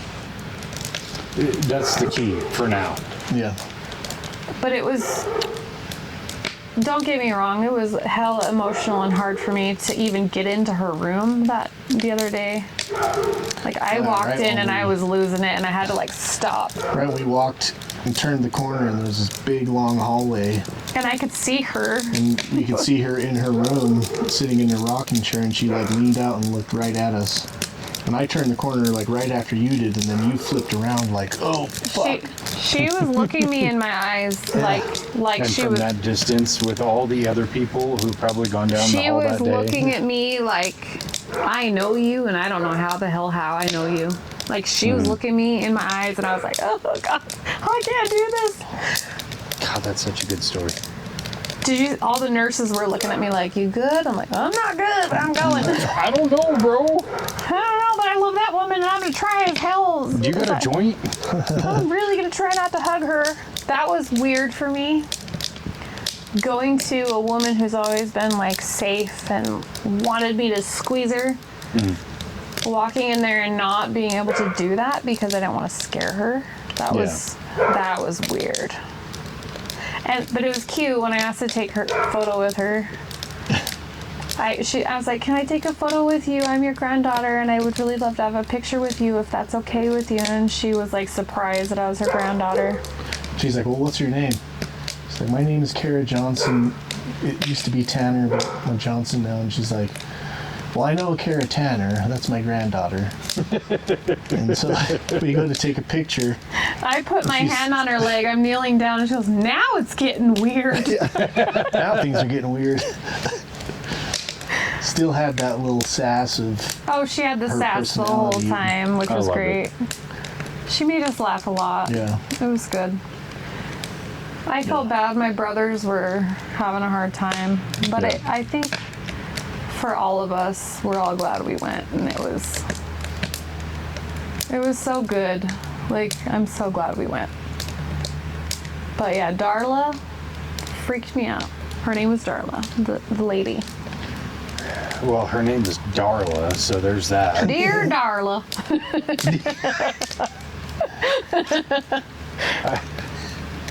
That was a good one. I was thinking of Darla from The Crow, but you got me with that one. I was thinking of With Little Darla from Rascals. Rascals. Yeah. Dear Darla. All right, so let me ask you guys one more question before we wrap it up. What's something creepy you would love to see?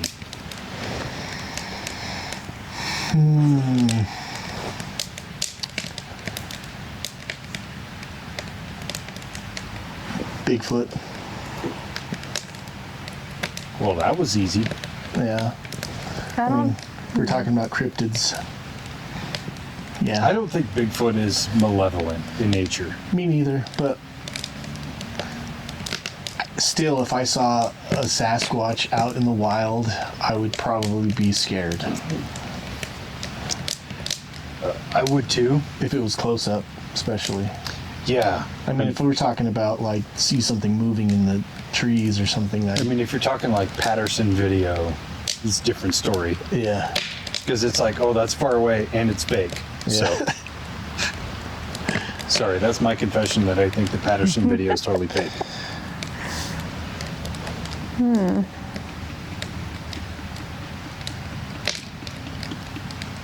Can I go last? I don't know what I want to eat yet. It's just, That's a good one. All right, I'll go. I would like to see a full body apparition of a ghost in the daytime. I've already seen that. I mean, like a full on conversation with the ghost in the daytime. Just like what you would see in a movie, kind of thing. To where I can interact with that spirit and have a conversation, kind of thing. Because not only would it really be cool to validate, you know, like what I think about ghosts, because I would say, you know, I don't believe in ghosts, but I want to. And that's kind of the whole pursuit of the things we do, or the things we even talk about, is to try to change my perception. I don't want to be so stellar on, like, ghosts are real and I have to see one. I just think it would definitely change my perspective for the better, because I also, after the whole Hans Holzer thing, want to have the right intention towards ghosts and spirits to say, I want to help you. I want to help you move along from this world. So whatever's trapped here, if we could sit down and talk about it, maybe you'll feel better and be able to move on. Yeah, I'm in the same boat, but it's almost the opposite of I want to understand you. So can you help me? Can you help me understand? That's definitely part of it too. Yeah.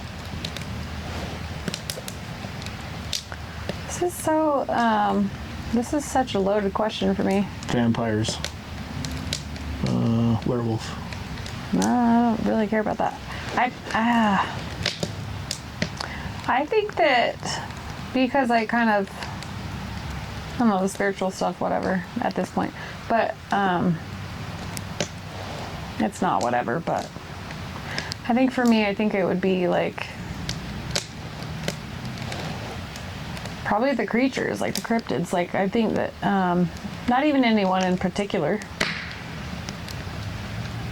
I think maybe I'm more skeptical about that stuff, so maybe that. That's fair. Oh, fuck, I didn't even think about aliens. I really want to see an alien. I do too, but Wouldn't be creepy, but I feel like that's going to happen. maybe it already has. Could I have have seen I mean, the lizard Elon people. Musk on TV quite a few minutes. I think he's a lizard person. I don't know if he's a lizard person. I definitely think he's an alien. I think he's more of an android. Yeah. If anything else, I think Trump He is has an to alien. stop and reset. I think Trump is a Couldn't reptilian. get that skin tone just right. That's why you got to spray me orange, because I seep through the blisters. All that. I'm sorry. Dude, that guy is the whole thing. Yeah. But anyway, It's a whole I'm other glad we rabbit hole. talked about this. Yeah. I'm glad you guys shared this story about your grandma. It's definitely, like, for one, it was very heartfelt. I'm glad And two, I felt it's emotionally really got stable my enough mind to reeling. tell you. Yeah, it was something that was definitely a big moment, and it's very, very fresh right now. So Yeah, I actually was planning to not podcast with you guys because I wanted to journal it, but I feel like journaling it in this way is probably better. I think it's definitely easier. You don't have to write or type anything. Well, I wanted to document it, but I am still processing it, so I feel like this sure. was probably a good way to do that. We didn't have, Spence and I have not had time to like talk about it really Yeah. since it happened. A lot of stuff happened this weekend that I'm still really thinking over.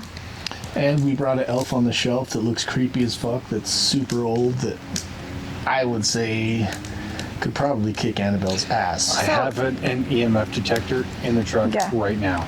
So another weird thing, just side note, another weird thing, as we were going through her house, like I didn't really want to look through anything. I was really like, nope, don't care. I was like, nope. And our daughter went into her book room. She was a book nerd like me. And she literally pulled out a book that my grandma used to read to me every time I was with her in my childhood that I forgot about. She pulled out 2 books. And then she pulled out another book. I went with my grandma to Europe when I was 16, a week after my mom's mom passed away. And I was grieving, and I feel like my grandma got robbed at that time with me because I was not in a good place at the time. But she was there with me, and she was a trooper, and she supported me, and she loved me in my hard moments, and we still had a good trip. Yeah. But I feel like she got robbed of that time with me because I was grieving like a motherfucker, like from my mom's mom. But while we were there, we stopped at the Van Gogh, like his house, and like went through his museum and like all that stuff. And she bought this book, a Van Gogh book, a very oversized one with his like prints of his art and like articles about him and all this. And out of all the books in that house, there's lots of them. There was like a whole room, and 8 bookshelves. every single wall was just filled with. Probably more than 8 bookshelves from Oh. floor to ceiling. And she pulled out my childhood book that my grandma used to read to me, and that book that she bought on our trip, and tell me that my grandma didn't guide her to those. Like, if you tell me that, like, how would she have picked those two things out? Yeah. And then when she first got dementia, and we didn't realize it yet, I was starting my garden, and I called her to ask her about something, what I could plant next to each other, and she goes, I don't know, I've never had a garden. And I was like, what? Well, while we were there, I also found her book that told me all of that. She always had a garden, by the way. Yeah, I figured. Yeah. Those 3 books came home with us. They're in our living room right now. That's awesome. Out of all of them, those were the 3. So that's kind of weird. I don't think that's weird. I think that's just nature taking its course. Yeah, I think that she it's weird guided either. Iz to pick the ones that I needed to have, and then I think that's found the one one of that I those- needed. Another one of those normal things that happen in the paranormal world. It's a normal, not para. Yeah. Hashtag right there. Normal, not para. I dig it. Well, let's close this one up. I want to thank you for sharing this story. Of course. That was really awesome. I hope it helps somebody. I hope it helps you most of all. Yeah. But great. That was awesome.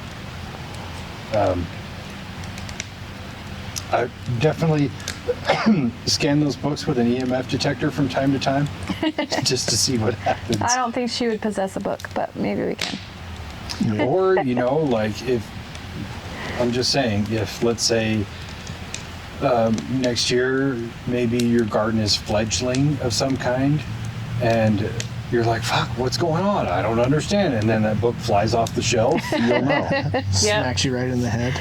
Oh, shit. Yeah, that And it was falls and it opens to page 67 that was specifically. I only had the thought that was weird that jumped out at me when I had called her about that Yeah. until right now. Because I went in, Iz was like, Mom, can I take these? And it was literally my Alice in Wonderland book and the Van Gogh book. And then I was like, yes, let's take these. And I explained to her why. And then I walked one step and looked at a shelf and my eyes went right to it. See? Well, the weird thing is that before any of that happened, I went inside there and she was looking through the books. And I was like, "Did you find anything?" And she's like, "I don't know." I was like, "Just think about this. You might be able to find a book that you can give to your kids or read to your kids, and you can say, this is my mom's mom gave her this, or she got this from her mom, her grandma, and her mom. You can pass it down to your I kids." was so closed off. I didn't want to look through. I didn't want to take anything. I didn't want to look through anything. I was just like, I'm not doing this. I'm not doing this right now. I'm not doing this. I was like, I'm not doing any of this. I was being an ass. And so, like, I left the room, came back, and I was just walking around the house, just talking about the dump that I just took in the bathroom. I wanted nothing to do And with then this whole Came back situation. inside the book room, and I was like, "Did you find anything?" She's like, "I got these 2 books." Nonchalant. I'm sorry, I'm struggling to get past Oh yeah. It reminds me of when we were staying at the house at Phenomicon, and she's complaining about all the farts you were letting out, and you walked into the room and you're like, "Your mom's bragging about me again, huh?" Yeah. The funny thing is like, Spence is like that. Spence is like that person when everybody's having a shitty time, like at the house the other day, and he just like makes everybody laugh, and everybody loves you. So they're like, oh, he makes us like forget that things suck right now. It's true. So it's good, everybody appreciated you blowing up the bathroom. It's fine. Well, they were talking about. So they had talked about everything that happened, and they had to have a hazmat team come in and look at the house. Okay, let's not go into all that. But I was like, No, on camera. "Dude, I gotta go to the bathroom." I was like, "Hey, is the water on in the house?" And her uncle's like, "Yeah, you can use the bathroom if you need to." I was like, "Yeah." Went in there and came back. I was like, "I'm sorry, you might have to call that hazmat team to come back and take a look at the bathroom because it's." But they were all laughing. Elation, that's the key. Yeah. I was like, "Do you have any matches or any cleaner I can just spray in the air? Because it smells like shit over there. Yeah. Oh, that's fucking funny. Anyways, So, yeah, creepy stuff. The story was, I don't want to say creepy. It's creepy because I don't understand it, but I will say it's a great story. Creepy Yeah. to me too. So I'm going to say let's put a pin in it and we'll call it. Doctor? doctor. Doctor? Doctor. Okay, love you. Goodbye. Bye.